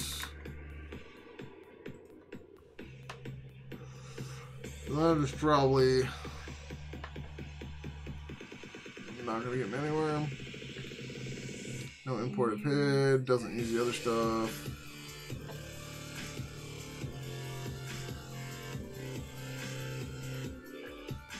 That's just drawing out a font. Yeah. Alright, cool. That's not helpful either.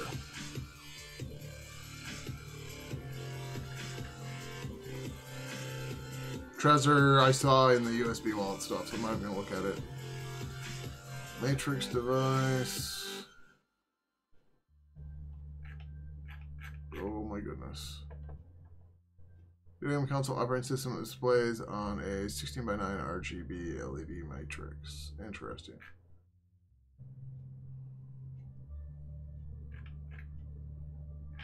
This is probably...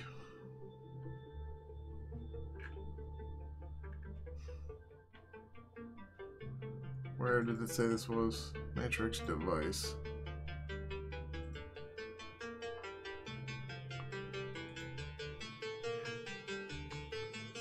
That's not the importer. I know you're a monster. That's not either. Gamepad, maybe? Yes.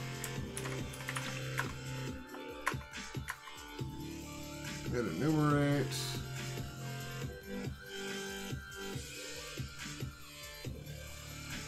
G.listen device. Where does G come from? It's gonna be game. Gamepad.listen device. Okay.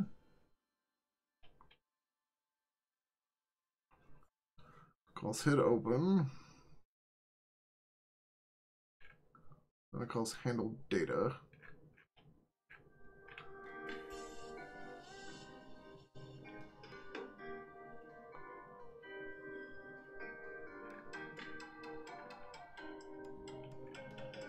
Yeah, not what I'm looking for either. Lovely.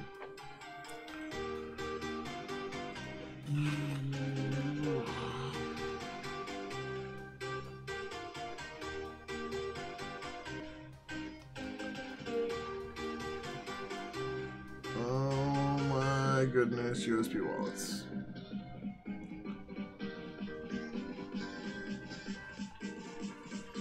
Everybody loves their Ethereum. Saya Ledger. Yay, another crypto wallet. But who knows, maybe. At least this is a single file.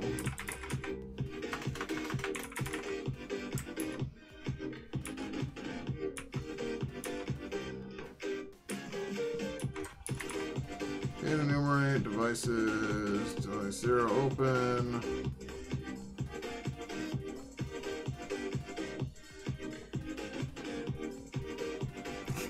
I suppose device does satisfy the read-writer interface. I'm like, wait a sec. Oh yeah, it does. Look at that. Huh. All right, so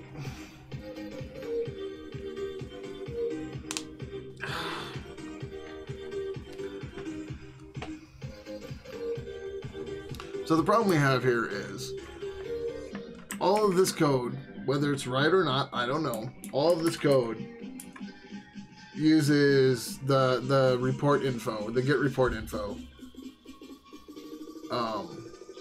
and then the send report info or send usage, whatever the hell that is.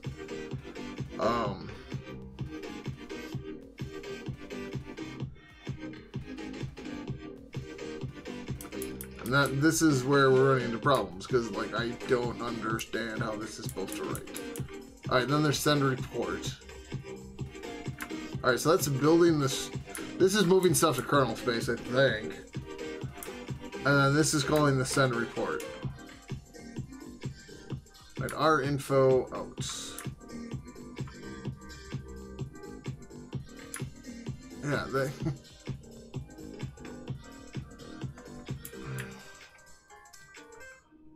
Very confused by this.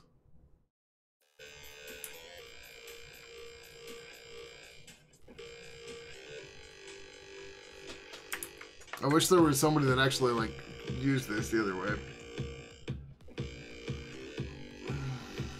So, send the feature report to a hit device. The feature reports are sent over the control endpoint as set report transfer. The first byte of B must contain the report ID. For devices which only contain a single report, this must be set to 0. The remaining bytes contain the report data. Since the report ID is mandatory, calls to send a feature report will always contain one more byte than the report contains. For example, if a report is 16 bytes long, 17 bits must be passed to send feature report. Report ID or 0 for devices which do not use numbered reports, followed by the report data 16 bytes. In this example, the length pass would be 17.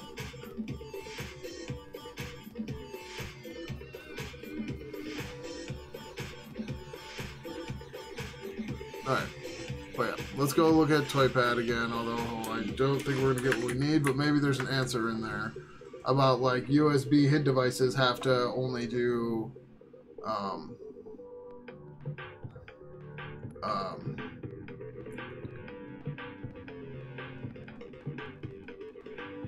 Lego dem command ToyPad read. No.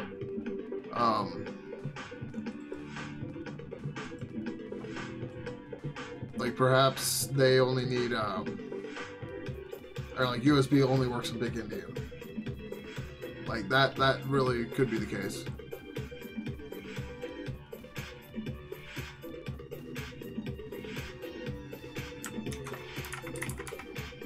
Nope, I don't see the report stuff here. But we've got ToyPad set color, tag red, or tag read.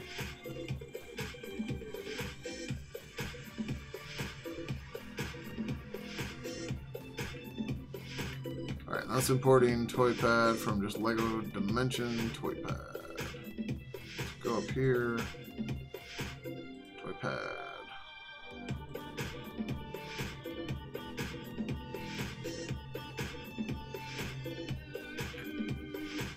Encoding binary, yep, that we knew.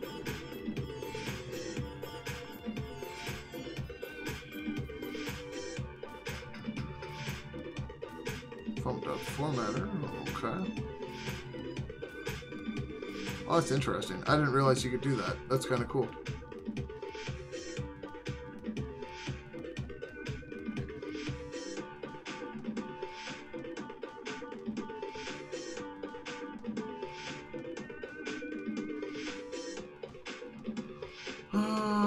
New command does a whole bunch of shit.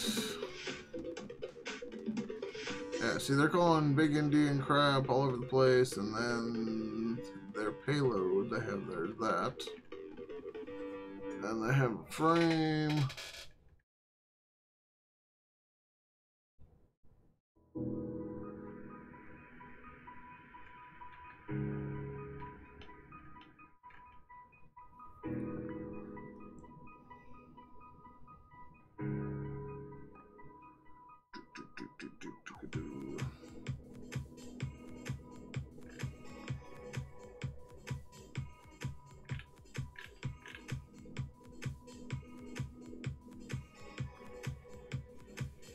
Partial binary. They did not get rid of that because they started using the binary or encoding binary stuff.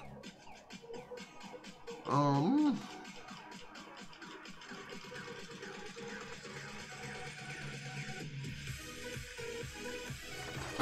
don't know. Let's just give this a try and see what the shit we get.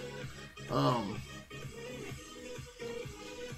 gonna take a guess that that report ID is not the same as this report ID. That's what I'm guessing. It might be a bad guess, but we're gonna find out. But we're gonna ask for the status, and then we're gonna try to read that back, and we're just gonna dump that and see what we get. Because I don't know what else to do here. So we're gonna say t.device. Send a report something. Yeah, the C code works. Well, more or less works. I haven't gotten it to do much more than what it was doing before. I needed to go here. So I want to say send feature report. Device.send feature report. We're going to pass in status. I'm going to say red, comma, error, colon equals that. Error is not equal to nil. Return error. Func.printf red %d bytes. Or wrote. Read, I should say wrote.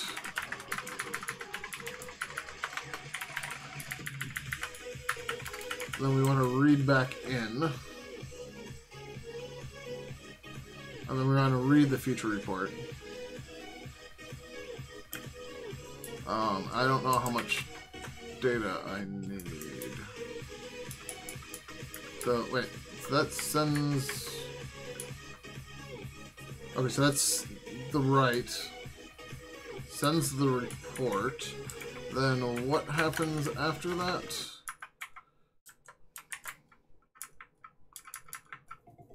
So we call write. And then we call read.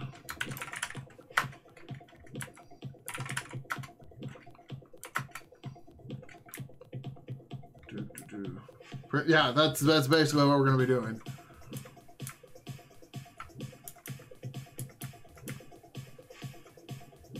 Yeah, see, this stuff looks like we don't need it.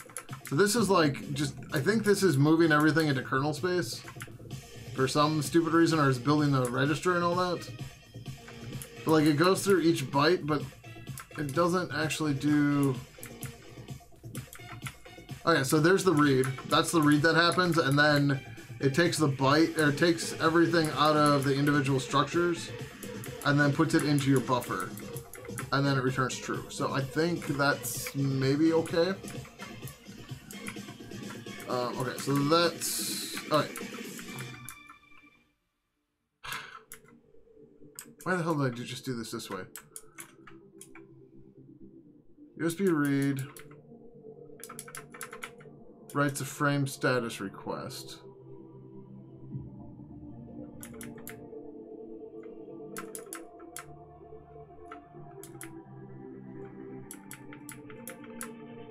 This seems wrong.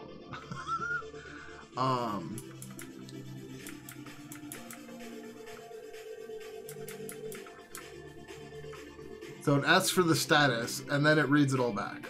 So this is going to get renamed, because this is a shitty name for this.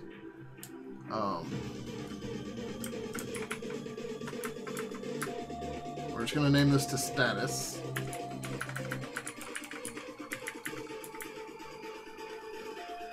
I was going off by one. What is a Tux Droid? I don't have the link hand anymore. There it is. That is a Tux Droid. And that is the little guy you see on the left side of the screen. He is an animatronic Tux. That is actually a physical device with a webcam on it and lights and all that stuff. We are trying to make him work. And unfortunately, all the software is in a really bad state. So, yeah. Alright, so we did the write, then we are going to say... He needs movable hands to slap a window. With his hands just flap, they go like this, or whatever. So I'm actually in frame. But yeah, that's all they do. Actually, my webcam is really far over than it normally is, but whatever, it's fine. Wait, where did I put the other one? Here's the other one. So I have two of them. This is the first one I bought in 07 or 08, I don't remember. But so, his wings go up and down. I can't open his mouth manually, but his eyes open and close. He can spin around too. He's on wheels that are on a motor. And his eyes will blink, his eyes light up. His eyes actually lit up right now, the one up there, but you can't see it because they're blue, and I'm chroma keying blue right now. So, okay.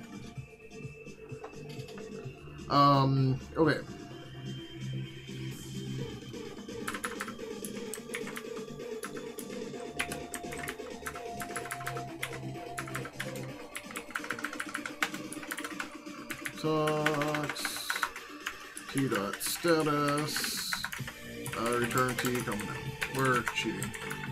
Because we can. Alright, so now we want to read this back in, but I don't know how many bytes we need to read in.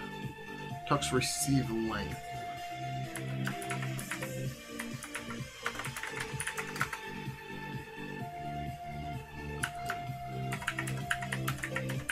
Helps if I can spell. Great, this is in a header file somewhere.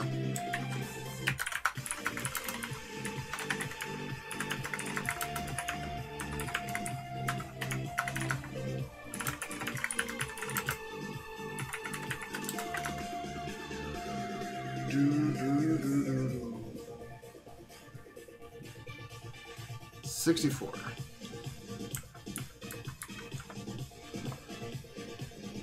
Page retrieves an input report from a hid device. So we are just going to try this and see what the hell happens. So we're going to say buffer equals make byte 64 red comma error colon equals t dot device dot read or get feature report.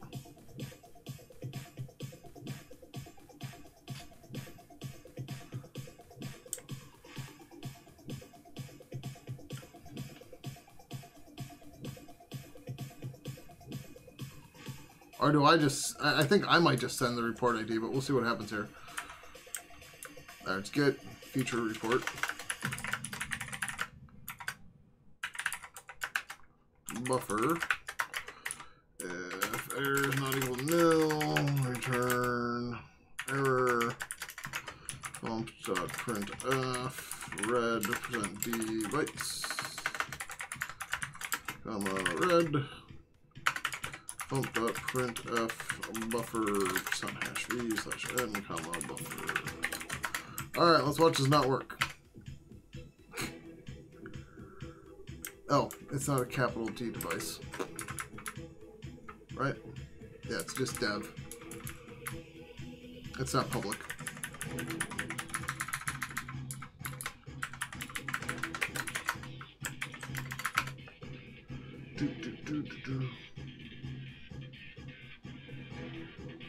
Let's keyboard clicking starting out. Oh man.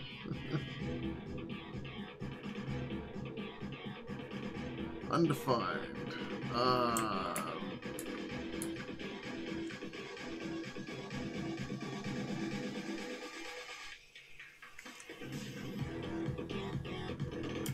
Did I spell it wrong? Like what? What's going on here?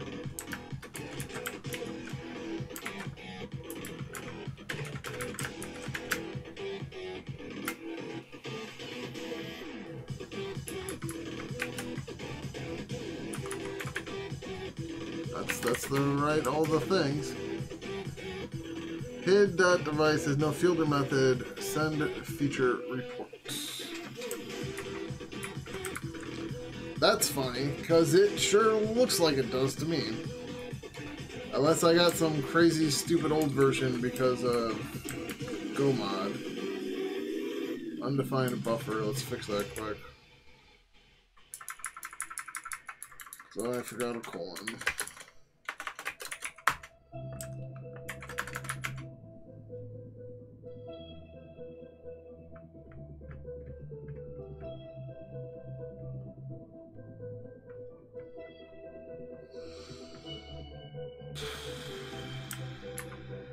Anybody got any ideas? It's like it's got to be GoMod related, right?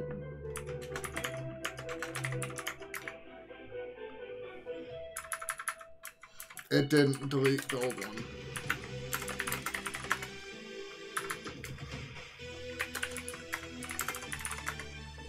No, what the shit?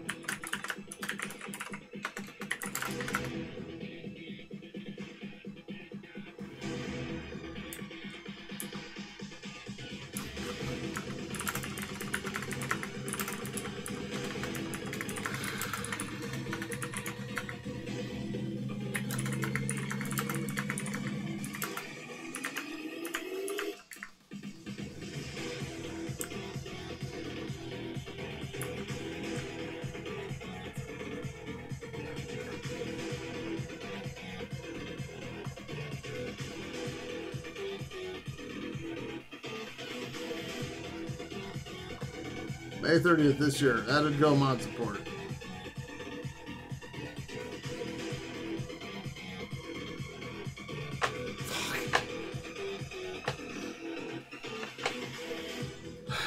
Nick Hag, it's all a very, very, very long story. I would suggest you go read about the Halloween documents, Open Letter to Hobbyists, Linux is Cancer, Embrace, Extend, Extinguish. Just go read all those. Does that work? Dude, this would have saved my ass a long time ago. I'm dropping packets. We dropping packets.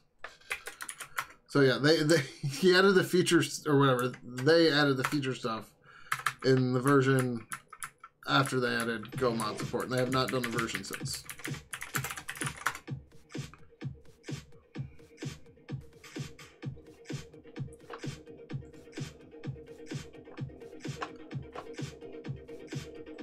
So,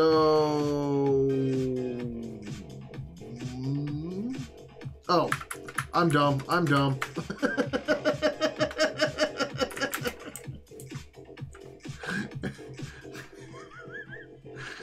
Yes, I did not look at all at what I copy pasted.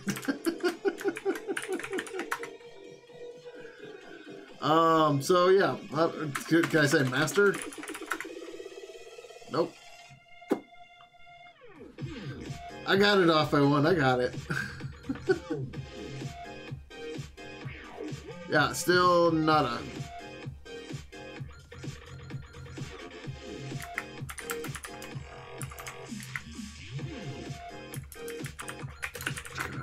Delete that one. Oh, wait, what? Oh, because it's still pissed off about the other one. Okay. We got it. We got good. Good thing there wasn't a fork bomber thing. Shh. I'm tired.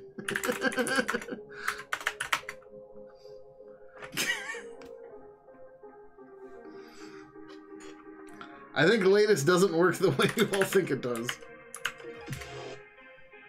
Wait, what? No, that's...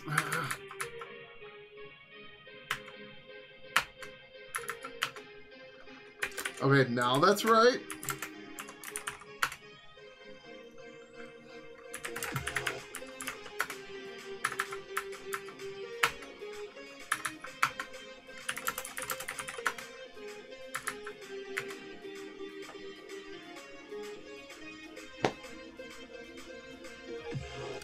So...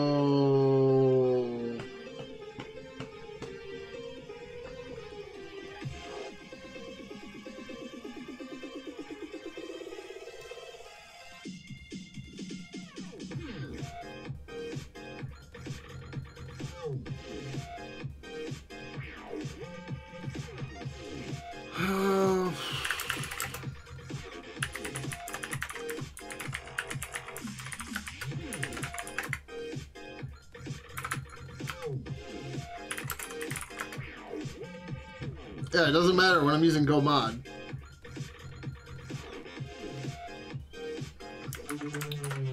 Go mod. Use faster commits.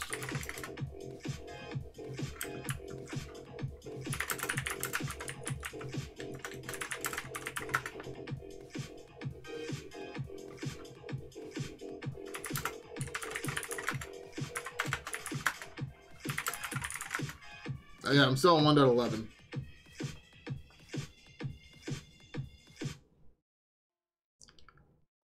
Wait, what? Where do you manually... What? Manually put the commit hash at... Oh, I gotcha.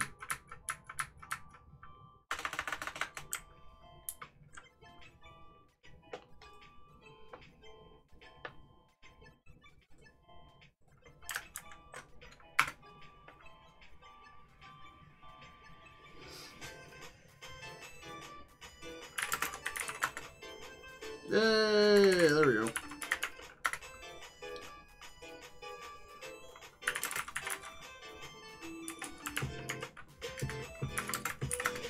Where'd he go?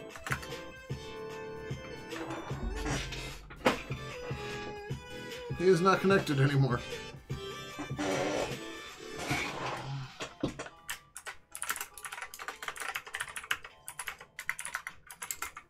And my UDEV rule might have messed it up. So we'll fix the UDEV rule later. But right now...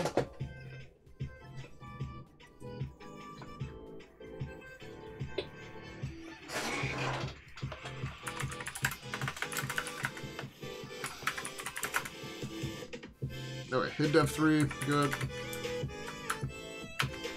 Good, he's back. Oh, sudo chmod 0 dev USB hit dev 3 ch group rim dev USB hit dev 3.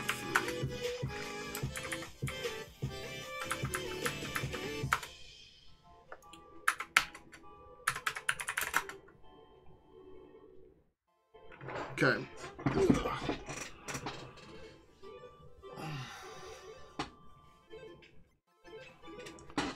So, it didn't blow up. I didn't get anything back, but I think that just didn't happen yet. I think we exit. I think main exited before we got to that.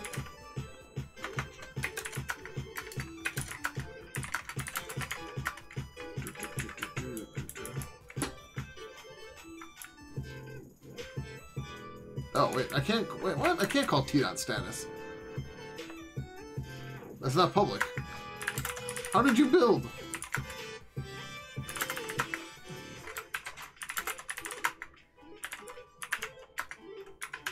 I don't know why it wants me to be root again, but something's not right here.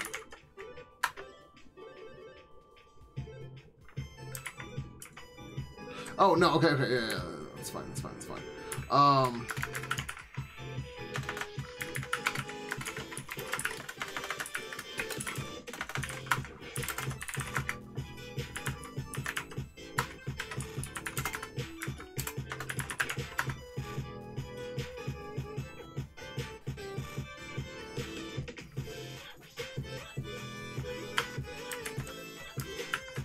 I am so confused.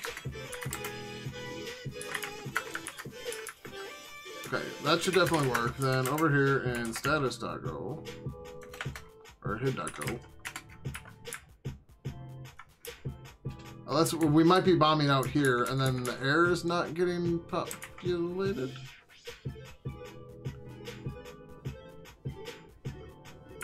Am I not handling the air right? No, I should have the air.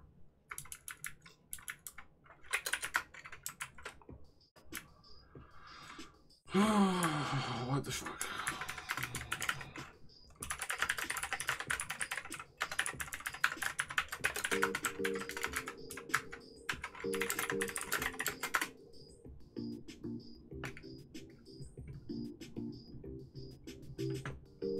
So, what?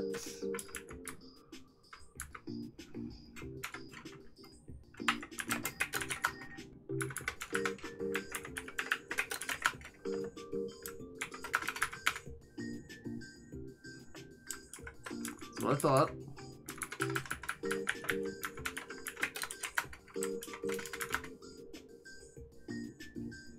What the hell?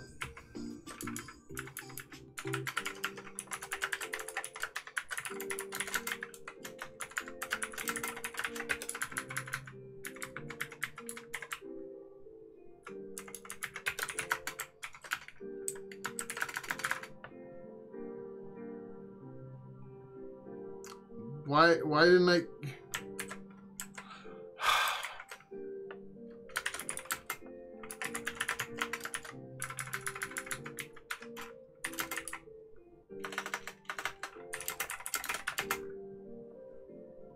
That's not gonna work. Maybe that'll work?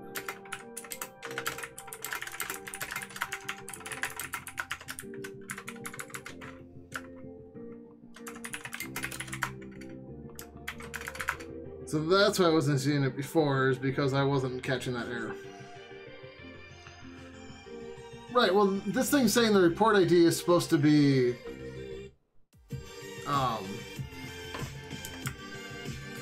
a single character. It's a byte array. That's saying the first byte is supposed to be whatever the hell that is.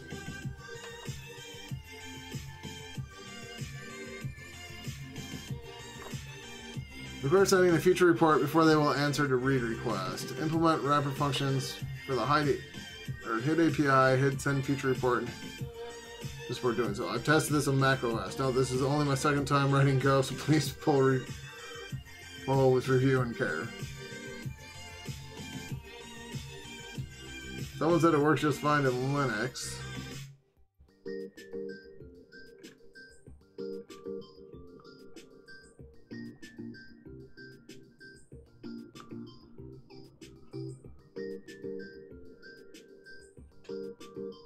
Loud space for extra byte in B. Oh, they say extra byte in B. Well, no, that's...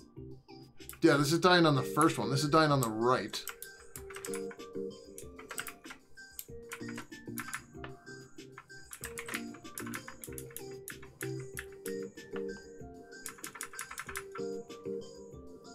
So this is what they were actually sending before. So do I have to do the whole thing? So let's see. We do 0, 1, 0, 0. Nope. Well, maybe not nope, but that's not the... That didn't fix it.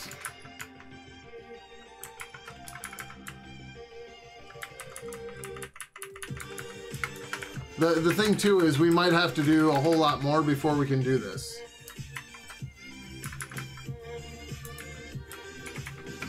And we're only going to learn that by reading the rest of this code, unfortunately.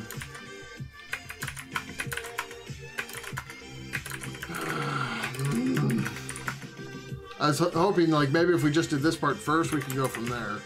But that does not seem to be the case. But it's possibly something else in the C code that's missing. Yeah, exactly. And it's possible that we just can't even send that status command yet because we might have to, like, do a whole bunch of startup shit first. So, yeah.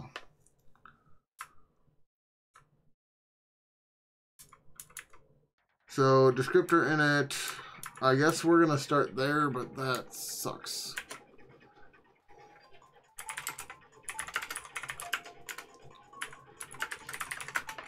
So that calls firmware init descriptor.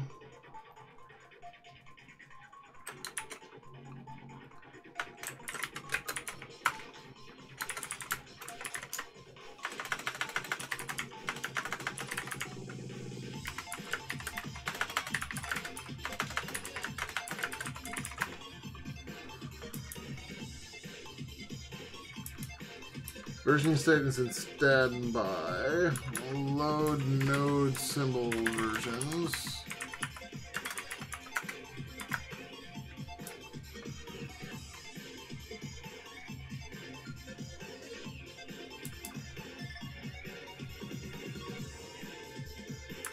What?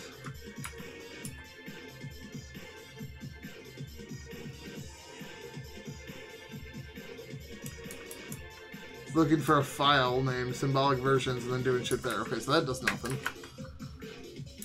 Sets the versioning state to standby and sets a retry counter. Okay, cool. Nothing big there. Like that's literally not doing anything. It's literally just an init. Tuck sound.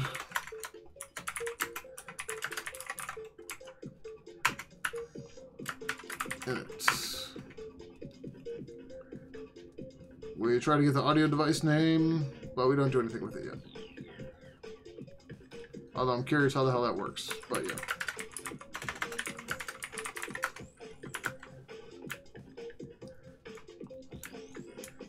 Oh boy. There's gotta be a better way to do that. That might be a libUSB there. Okay. And then we've got Tux ID.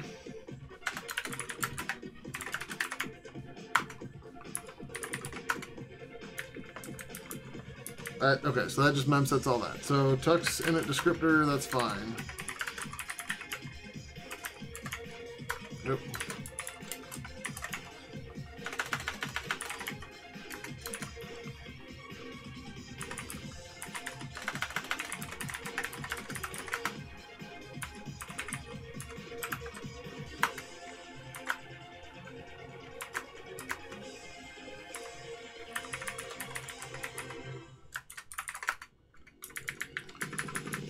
HW status in it.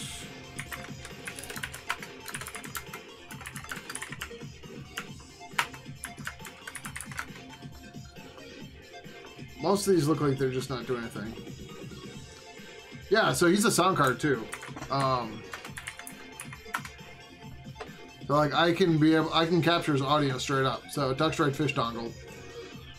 So like in OBS, I can just capture his audio. So I don't need to put a mic on him or anything because I can literally just catch his audio.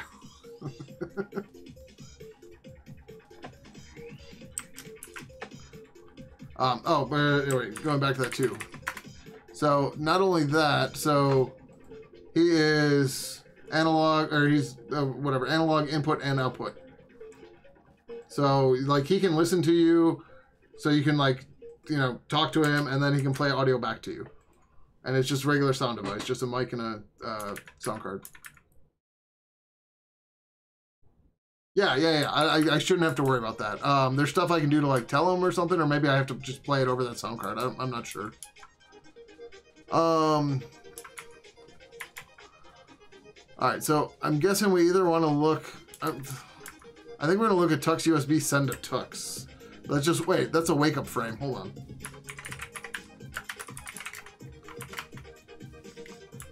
Let's try this first.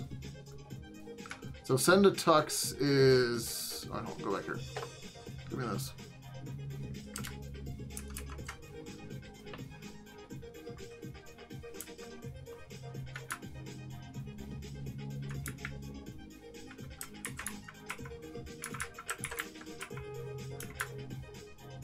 This is the same thing as this, but slightly different. Oh,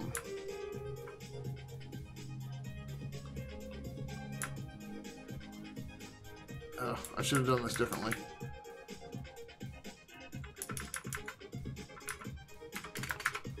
So send to Tux was the same thing. So we're going to say T dot send, and this is going to be this is annoying. I always mess up slice math.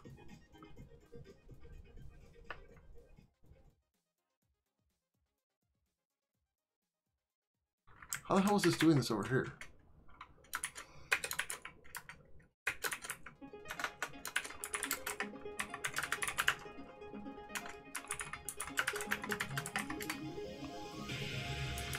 Oh, ew. That's how it did it. Adam Fighter, thank you for the follow. Glad to have you here. No. A Tux Droid is a super old piece of tech. Hold on, I don't want to lose what's on my clipboard. Yep, there. Wikipedia. I need a trigger for this, but my bot is full. Tux Droid was basically a virtual assistant before virtual assistants were a thing. Except he was fully controlled by your computer, and you had to do weird things to make him work right and stuff like that. And the problem is the company that made him went out of business. It went bankrupt. And like trying to make this work now is a pain in the butt because you can't find the software, and it's very, very poorly maintained and stuff like that. Alright, what does raw look like? Send raw.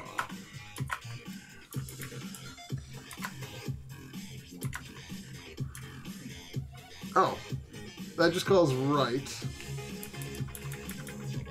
Right, no, that calls Tux USB write.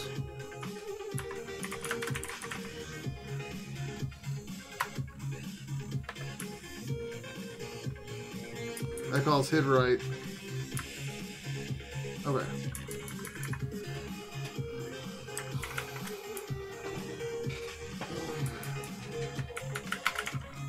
We're gonna say buffer colon equals bytes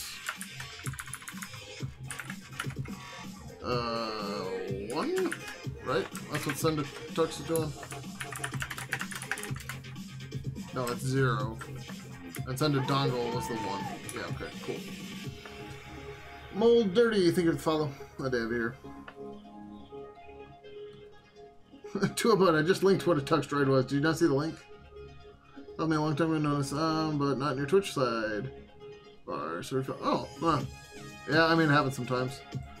So Tux droids are right here. That is a physical, like what you're seeing on the screen over there is he's a physical device. Here is another one. This one is felt. That one is not. It's like some weird plastic. But so like he can flap his wings. It's hard to see here, but his wings can flap. I can't open his mouth manually, but his eyes open and close. He can turn around and spin. He can talk. He's a speaker. He's a mic. He's a whole bunch of stuff. That one I need to figure out how to get the firmware loaded. But yeah.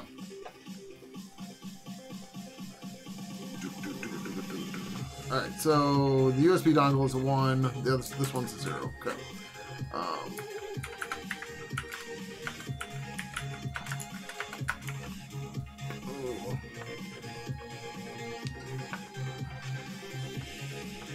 And we're going to be gross and say buffer equals append buffer, comma, data, dot, dot, dot. And then we're going to say t dot write. Give me security. Thank you for the follow. Glad to have you here as well. I guess write raw will work for now.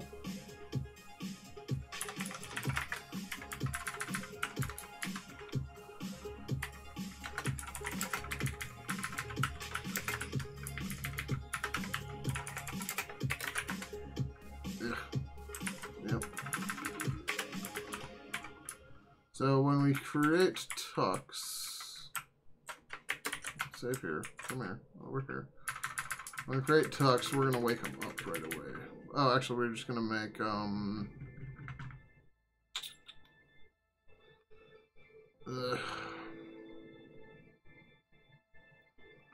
not sure how I want to do this right. I'll always follow you. Thank you, Adam Fighter. Alright, well, for right now, we're just going to say t dot send to tux. And we're going to say byte. That was not what I wanted. On that, I'm going to say t dot send to tux. Byte. Air equals that. Oh, we'll just do it the same way. If air colon equals that. Air is not equal to nil, return nil, comma, air. Okay, I love go funked. Alright, so that's going to send the status byte. But now we have to implement the rest of this. So we need to do write raw, which, what did their write raw look like again?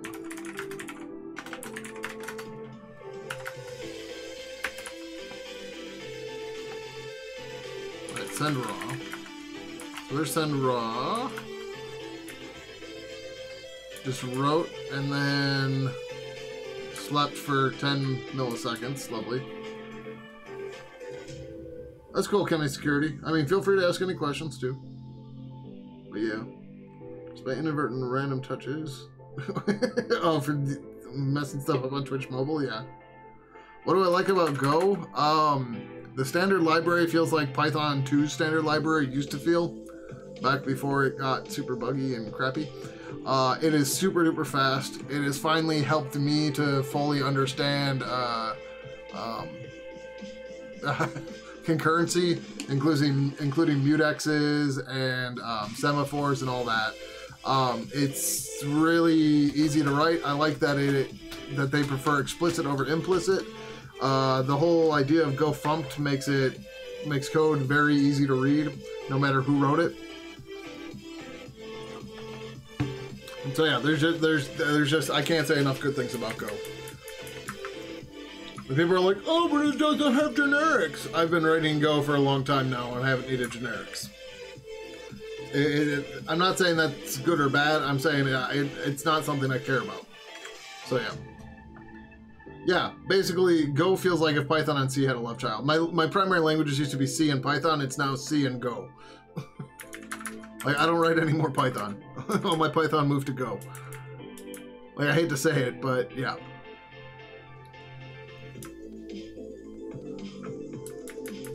Hardware status, parse frame. Let's do C and Python? Gotcha, gotcha. How's it going, Dexter Pie?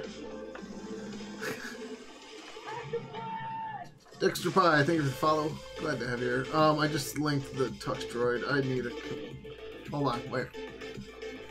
No, I was going to put it on the stream, but that's going to be much better. So Tux Droid is a virtual assistant before they were a thing. We're just going to do this. We're just going to leave the page open. So that way I can go and, like, do this. You know, like Pi 2 to Pi 3? Yeah, that was also a problem, too. I've got a bunch of old code that's still Pi 2, and it's just like, well, yep. Alright, let's just call Tux USB right.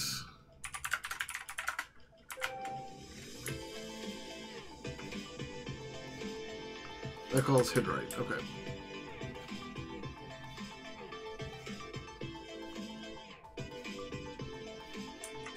I think most of this is going to be calling that stuff. But we'll see. Okay. So...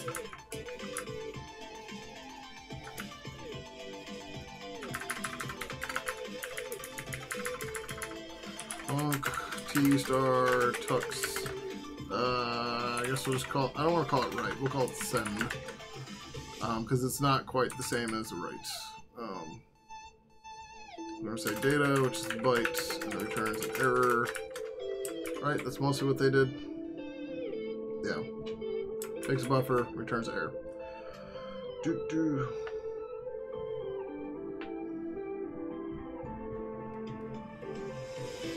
Am I more secure than Windows? Or is Linux more secure? I mean, it depends. From a basic like operating system standard, I would say Linux is, but there's caveats to it, of course. Is Linux more secure than Windows in the fact that less people are trying to attack it? Yep. But, yeah. Any thoughts on 3950X or i999K for new computer build? 3950X, I assume that's a Ryzen. I've always been a fan of AMD. I've been running AMD for like 20 plus years, so I would go towards AMD. I myself am running a Threadripper, so yeah. Going scheme, new version of the IL scheme. And further back, you leap forward. Yes. Scheme is one of those weird ones where it's like, I think I might want to play around with it at some point, and then I'm just like, nah, I'm good. Like, I'll pass. I'm good. Alright, so I'm going to say t.mute x.lock, defer t.mute x.unlock. Then we want to say root, error, colon equals t.dev send feature report. This is data. Error is not equal to nil. We'll return error.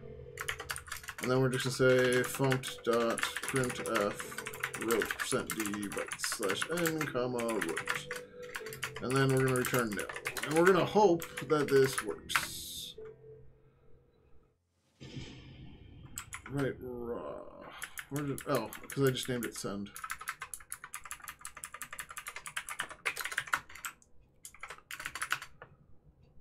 Unknown failure. Wearer. Func.printf tux.send.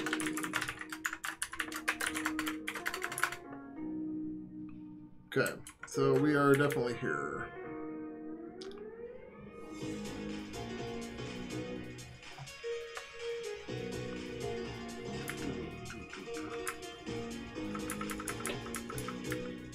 So maybe I do have to. This sucks.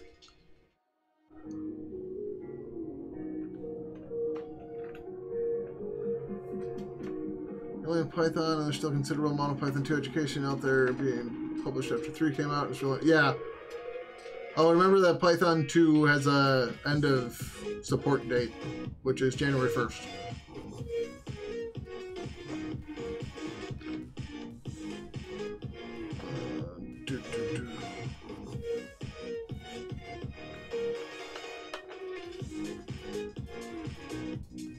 So this just airs out with just the worst kind of error message.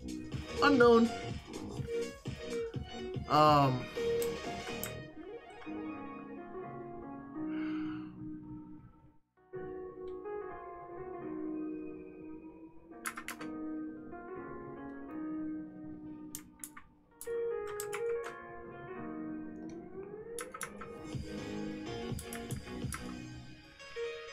Alright, so this was... The wake up thing was definitely using this, right?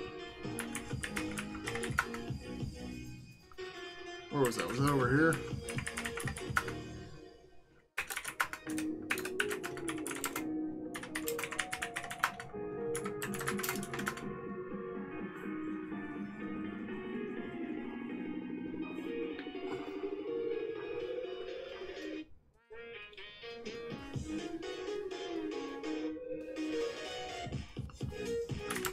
Ducks driver, let's see. Wake up.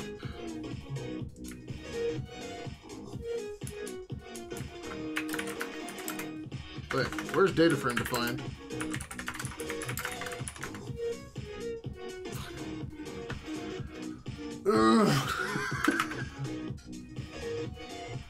Special Linux distribution for beginners? I don't know, man. I haven't been a Linux beginner in a long time. A lot of people still like Ubuntu. I've heard a lot of people like Pop OS. Elementary, I've heard good things about. Linux Mint, I've heard good things about. But yeah.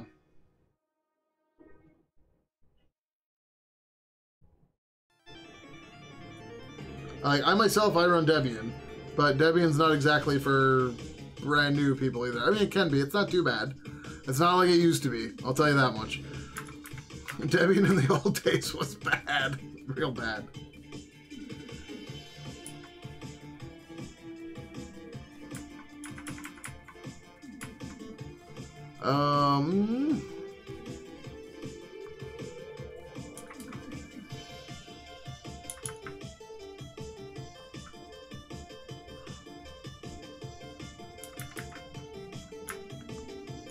Callback function on frame receiving param data 4 bytes array status. I wish there was like a document on how the hell this thing actually just came together that I could be following instead of doing what I'm doing. Wait, what's that?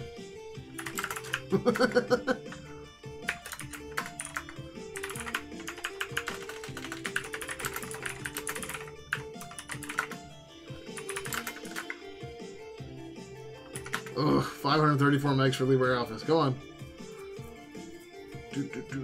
No on Ubuntu. Nope. I'm sure somebody is, though. Lots of people do.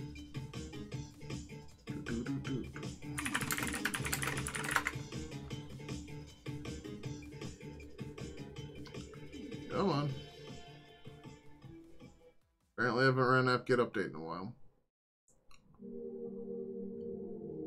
All this so I can read an ODT.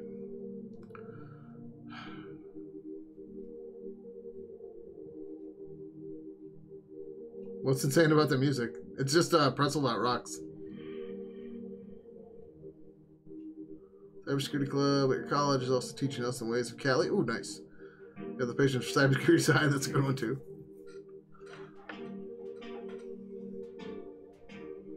Holy balls, come on.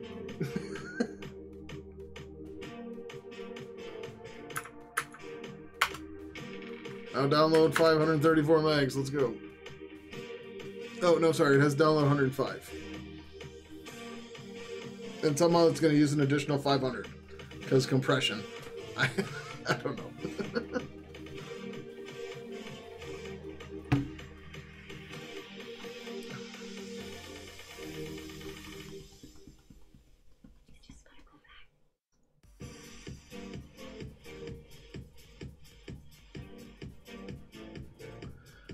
Also run KDE on Gen 2, XFCE on Debian. What is gone? I mean, there's nothing wrong with distro hopping, you know, find one you like. And go with it. And I like Debian, so I made it on my third try. Red Hat 5? No. Mandrake 7.2? No. Debian? Yes. Oh, gotcha. Gone, gnome, whatever, it's fine. Makes you feel better about future where Terminators exist? Oh boy. Nah, man, we all know the Terminator would be running some type of Oracle operating system, or maybe Microsoft. Let's just be clear. Alright, so we're gonna run LibreOffice then. LibreOffice, Tux.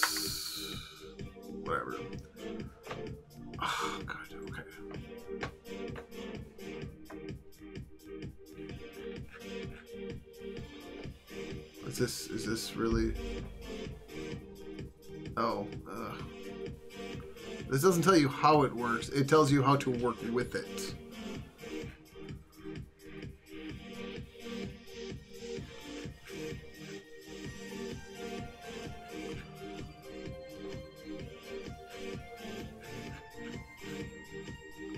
And yeah, sorry, I don't know how to get this into dark theme.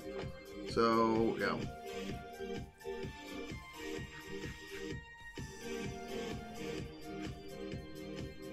Yeah, this is not quite what I wanted. Like, I want to know how this thing actually like works.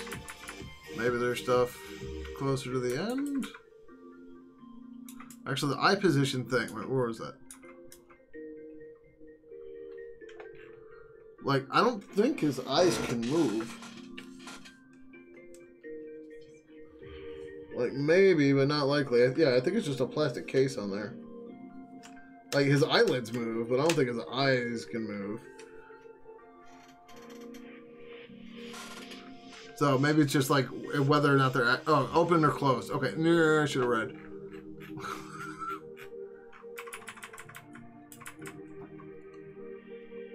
Remote button.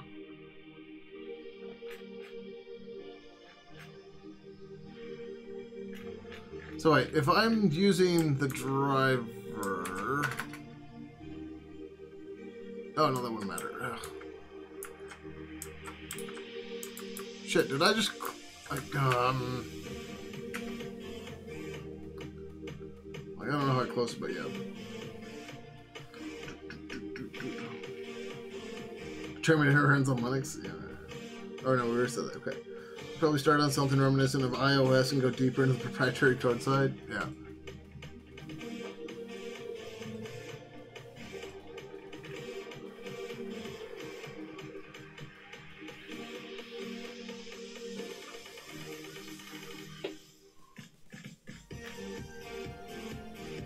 Yeah, this is not what I want.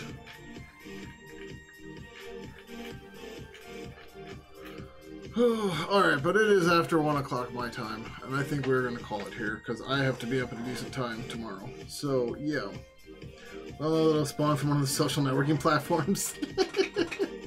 That's probably a fair assessment, probably. Alright, but yeah, I gotta be somewhere in the early-ish morning, not super early. Like I said, it's 1 a.m. So we've got to figure out who we're going to go raid.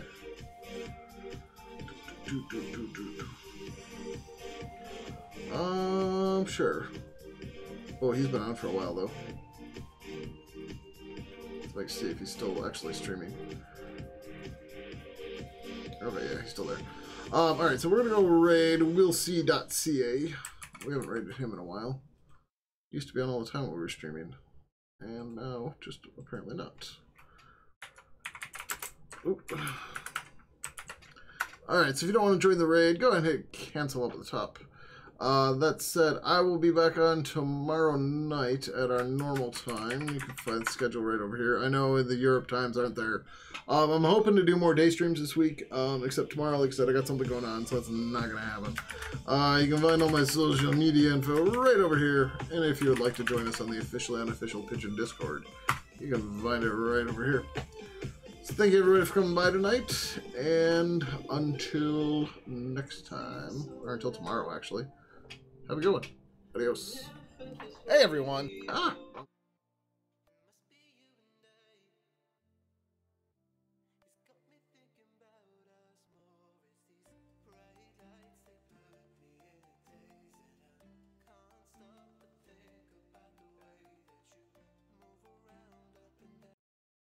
life engine